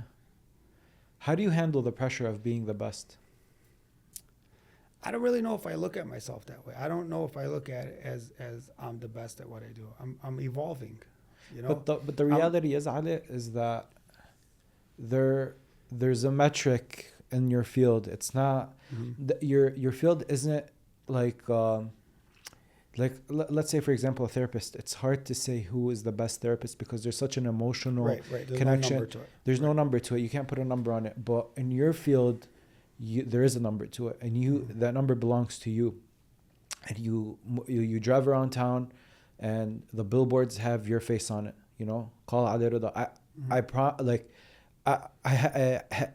haven't been in America for a long time, so I knew people would just say Ali Reda, Ali Reda, Ali Reda, and I just knew that Ali Reda is this like figure. He's a salesman. He's the best salesman. All these things. But I didn't even know how you looked like, but I had this preconceived notion in the back of my head since I moved to America that Ali Reda was the best salesman, and that's where people go grab their cars. And that is my personal experience, and I'm pretty sure that there are a lot of people that's their experience. So in this case, you are the best, and that's the reality. And I want to think that there is pressure that comes with that. Sure. There's pressure to always be the best version of yourself. There's always pressure to be, better than you were the year before. And I don't feel like I have to hold that title. I don't feel like, I have to be the best. I just know that I have to be the best version when I'm called upon. I have to be, the person that somebody can rely on when they need my help. So does the numbers, put pressure on me to continue to grind, to continue to do better? I'm not chasing a number. I'm not chasing anything at this point. I'm being a leader to my staff. I'm empowering them to be better. I take more pride in Carlos selling 500 cars this year than I did for selling 1,300. Right? Because I had a part of that. I changed this person's life by allowing them to grow into this person that they are. So to me, like that, I'm more proud of. I'm more humbled by, being able to see, Myrna growing into this amazing role that she's into and bettering her life and projecting her into the future better. And at some point, like that's what I would rather be remembered by. To say that this person changed my life, this person touched me in a way that he helped me, and then the number, itself. So somebody at some point is going to break the record. Somebody at some point is going to outsell that number or outsell me this year or next year or the year before. So I'm not chasing anything. Like I'm satisfied with the accomplishments that we've had. And now I would love to see that next person step into that role and be there and say, gosh, I had a part of this thing, man. How amazing is that? Yeah. Yeah, part of history forever. Yeah, part of history, yeah. So, I mean, there is pressure to always do good. There's always pressure that, you have to perform. And, of course, there's pressure in, growth. There's always pressure in that aspect. But, again, it's what part of your life is the growth coming in at? Is it my personal life I'm growing? Is it the father figure? Is it the husband figure? Is it, being a proud son of my mother? Like, where am I growing in areas? It doesn't always have to be that number. Even as a man, I feel like it's always difficult because, like you said, you always have to perform. Yeah. Good days, bad days, you have to be in that dealership, smile on your face. How can I help you? Although you might be like breaking inside, right. You might have gone like passed through a death. Yeah. Anything. You have to come smile on your face. How can I help you? Yeah. It's difficult. So if you come in with the right intentionality, right? If you come in with my intention is to come in and help somebody, then you can kind of put your personal problems, to the side. It is very difficult to be successful and to have a number of personal issues, weighing in on you, whether it be at home, whether it be, with a sick child, whether it be, God forbid, anything, a death. You have to be able to separate those two because that person sitting in front of you doesn't care. Although they care about you, they they're not into that situation. Yeah. They're not thinking about that situation that you're in, because they came in with, remember, their own pain point, their own problem. Yeah. And their problem is that they have a car issue. Whatever that car issue is, my job is to be focused and to understand that I need to help this person. And, there is a time that you need to sorrow. There's a time that you have to allow your body to be sad. There's a lot of times that these things are going to take effect, but you have to be able to separate the two, you know what I'm saying? Because you can't have that weighing in on you and affect your performance, right? So if you go to see your doctor and you can perform heart surgery on you, would you want that person to be clear-minded and focused on that? Or would you want this person that's scrambled and scattered and doesn't know what tool is what and what, so you can't allow people to see that part of it, and I'm very good at just not weighing those things on me. And you would never know if I had a bad day. If I had a bad day at work, you would never know. I could have been in the back getting yelled at by the owner and then come out and see you and I'm hugging you and I'm laughing with you and I'm able to separate the two. Again, I don't take anything personal. Yeah.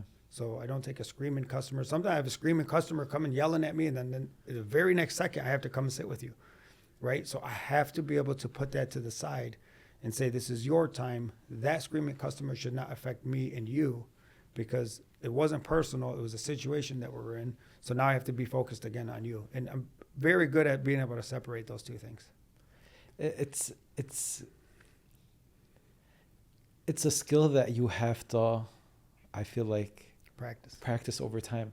I remember I used to work at AT&T in phone sales, and that used to like shake me up when like someone would come and their phone isn't working and they're throwing a fit, and then somehow you get their problems if they're out of the store, but now you have to turn around with all the emotions that are connected to this person. You have to literally just shift like this and clean slate. Yeah. Hey, how are you? How can I help you today? It's a skill. Yeah.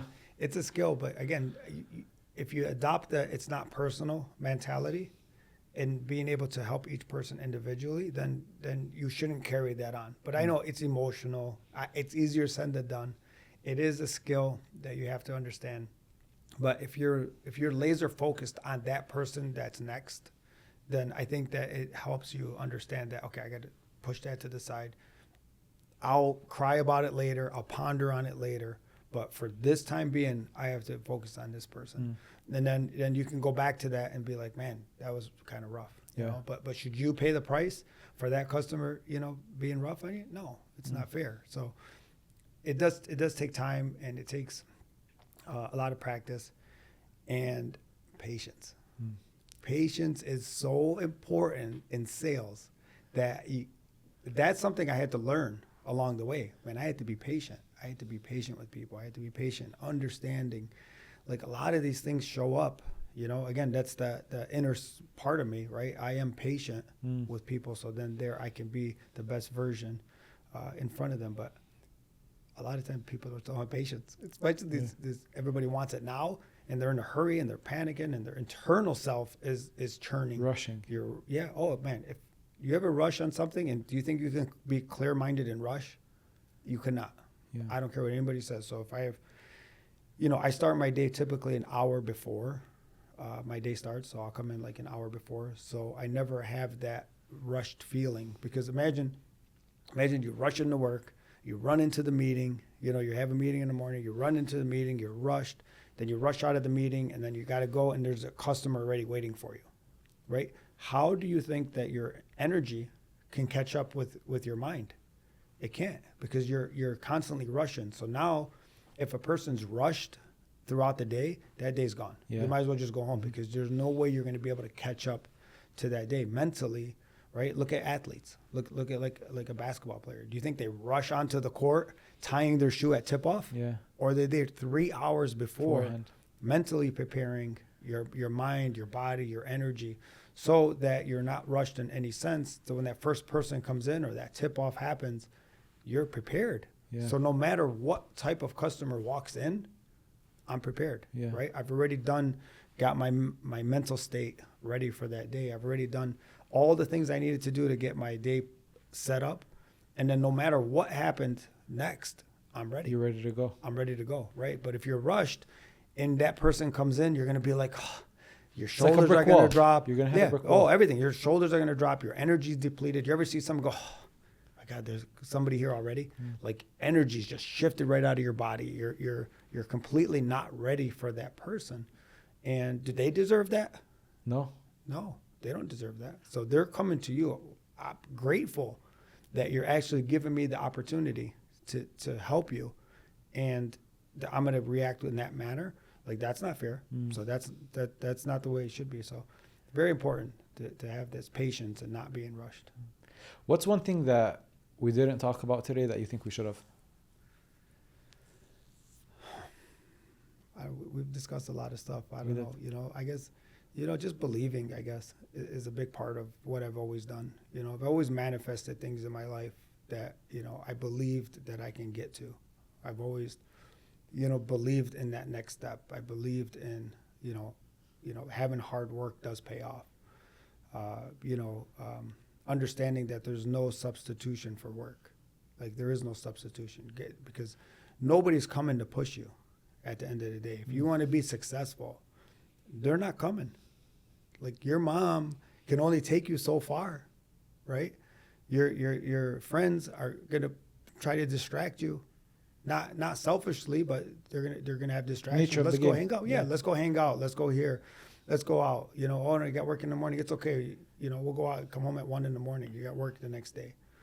Like, there's a lot of discipline that's got to happen. If you want it bad enough, you have to sacrifice these certain things, right? And even when I was coming up and I was learning and I was getting better at this, my friends will pull in the dealership. They'll be like, "Hey, we're going to lunch. Come jump in the car." I'm like, "No, I can't. I got work." I could have left, I'm like, "No, I can't." After after a couple years of them trying, they stopped trying. They're like, "You're not gonna come." Does that hurt at all? No. I had goals. I had a vision. Yeah, I had sacrifices, but I planted the seed. Yeah. Right? I planted the seed at that time. So it can flourish 15 years, 20 years down. You got to have goals. Right. You got to manifest this goal. And nobody's going to do the work for you. But right? in hindsight, you don't see the Ali Reda that's right now, right? So in that moment when you realize that your friends don't call you anymore and don't ask you to go for a lunch with them. Like, when you realize that they just kind of gave up on me going with them, does that make you feel maybe left out? No, not really. No, Okay. because I was focused. Yeah. Did I miss out on things? Sure, of course. But what's the greater good? Yeah. Was it to have lunch? I mean, they're still my friends. I still see them. That wasn't the right time. It wasn't on your time. This is for my time, right? And you got to have these goals. There's no substitution for work. Nobody's going to do it for you. Much as your mother loves you, nobody loves you more than your mother. She cannot go in there and work for you, right? She is not going to push you. So at some point, you got to believe in yourself. You got to believe that there's more. You got to believe that I'm going to hit this next level, right? I'm going to get to this next level. And at that next level, I believe that there's more. I believe that there's more. And at every level, you evolve, you change, you analyze, and you continue to grow. But yeah, was it difficult at the time saying no? Sure, of course it was. Difficult. Yeah. Of course I want to go see and hang out with them and do the things. But there was a time and place for that. And if you're focused and you understand that you have goals, then you shouldn't be able to be derailed that easily to be like, oh yeah, let me go, smoke a hookah. Let me go hang out with these guys. Let me go, But I was always able to stay focused in that aspect and understand that you got to put in the time. So this young generation saying, I'm behind the 8 ball. I'm I grew up in this broken household. I grew up in Detroit. I grew up in an area that nobody showed me love and support. Like, Get over it. where you came from does not dictate where you're going. Yeah. You dictate that. Where you were raised. I mean, you came from Lebanon thinking, okay, I'm going to go start over, and I'm going to go to America and start over. And you had to drive yourself. Desperation. Right? I feel like immigrants come here with certain types of desperation. Your parents, when they came here, your father was desperate to make it work. Like, it had to work, you know? I think what happens in this generation is that sense of desperation is not there anymore. When I moved here without my parents, it was like, this is not will it work? This is, it has to work. What can I do to make it work? Survival mode. Yeah, it's survival mode. You It's are like in survival mode. I either go out of the house, try to find something to work, or I can't pay my part of rent, or I won't be able to eat today. And there you are going to have the days where you're not going to eat, and when you're going to put that money towards your rent, it's just going to happen. Yeah. But that desperation, I feel like, is not there When anymore. you're standing alone. Yeah. There's times that you're standing alone and you're like, shit, you know, they're not coming. No. No one's coming to help you. Nobody's coming to push you. You know, you have those influencers in life that help you achieve certain things, but you know, they're not gonna be there when you're alone and you're standing there and you're like, okay, do I pay my rent or do I go out? You know, which one am I gonna be looking at? And too many people say, I'm gonna go out. I'll worry about that later. Yeah. You know, that's the issue. And when you see that 50% of people almost 50% in sales, for example, don't call again, don't follow up, or 25% quit after the first phone call, that to me just sounds like you're not desperate enough, you don't want it enough, because it's you gotta want success. Doesn't come easily. Yeah. Right. Success comes with hard work, dedication, with again, sacrifices is probably the biggest thing that you're going to have. You are going to sacrifice certain aspects of your life, right? As a father, I sacrifice time with my children so they can have a better life, right? So I sacrifice time with my wife so then she can support the kids and be there for the kids. So as a father, you know, or not even a father, as the working person, you know, because a lot of females out there are doing unbelievably amazing. Mm-hmm. And there's sacrifices that they have to make that are heartbreaking sometimes, right? Like, did I miss certain things of my kids growing up? You know, did I miss certain things? Yes. But guess what? That's life. It's not like, you know, I chose that. That just, it's normal life. Like you get up, you go to work, you provide for your family, and you're going to miss out certain things of it. Yeah. And you hope to make it up, you know, somewhere else, right? So there's you know, a release point that you need also. You know, all high achievers, I'll tell you, a lot of successful people need this release point. And you need to be able to, it's like a pressure cooker, right? At some point, if you put that much pressure and you don't release it, then you could break. You know, at some point you could break. And to buy yourself longevity, I think that there's a release point. So you have to find that family time. Excuse me. You have to find, you know, the spouse time. You have to find something that you love to do too. So I'm not here saying work your butt off and get nothing out of it. No, there's a time and a place is what I'm trying to say. What were Reda's release points? Of course, family time, you know, spending time with the kids. But like personally, something you'd like to do, or you'd like to get yourself. Yeah, I like nice cars, so I like fast cars. So I've always, you know, I've always had like a fast car that I've always tried to improve and get something better that I like. But I like it for me. It's not for anybody else more than I actually enjoy it. And now those are things I do with my son, and he likes, you know, those type of things. So kind of pass on that torch a little bit. But the release points, you know, like are just on the weekends. I only work Monday through Friday, which is good. So I have the weekends off. So during those times, I like, of course, I like watching football. I like hanging out with my friends. I feel like, you know, back to what we were talking about, like my friends telling me, you know, come, let's hang out. I'm making up for that lost time now because I'm able to. Again, the financial freedom allows me now to say, I've done my part. I put in my time. I reap the benefits now without worrying about like the next day, without worrying about what's going to happen tomorrow. So, you know, I spend time with my friends, you know, of course, you know, I make up a lot of that time. I like being on the water. So, you know, we enjoy all the summers on the water, which is good. But those are the release points, you know, and sometimes it's personal time. Sometimes being alone. Sometimes it's doing the things that you like. Sometimes it's having a hobby that you like. Somebody likes fishing, go fishing, right? Find time to do those things so you don't burn yourself out. That will buy you a longevity in whatever field that you're in. So it's not like work. You know, the old factory style was just like work 7 days a week, and then as soon as they retired, you know, that's it. They pass away. It's like crazy to think that way. It's insane to think that way. So finding those release points and mental state is really important. Then by Monday, you know, I go have my weekend with my family and enjoy and do fun things like this with you, right? And then by Monday, I'm ready to go to work, right? And then Friday, I get to look forward to the weekend again. It's good to have that. This was an awesome conversation. Oh, I love it. Wallah. I love it. Thank you know so we much, could talk Ali. forever. It's such a blessing to be on your show. And Habibi. again, I commend you for doing these podcasts because you're educating people. You're sending out a message that there is a better way for a lot of things. And you've had so many amazing people on this show, and I'm so blessed to be part of that group. So thank you for doing everything that you do. Habibi, thank you so Thank much. you. It was a pleasure and an honor. Thank you.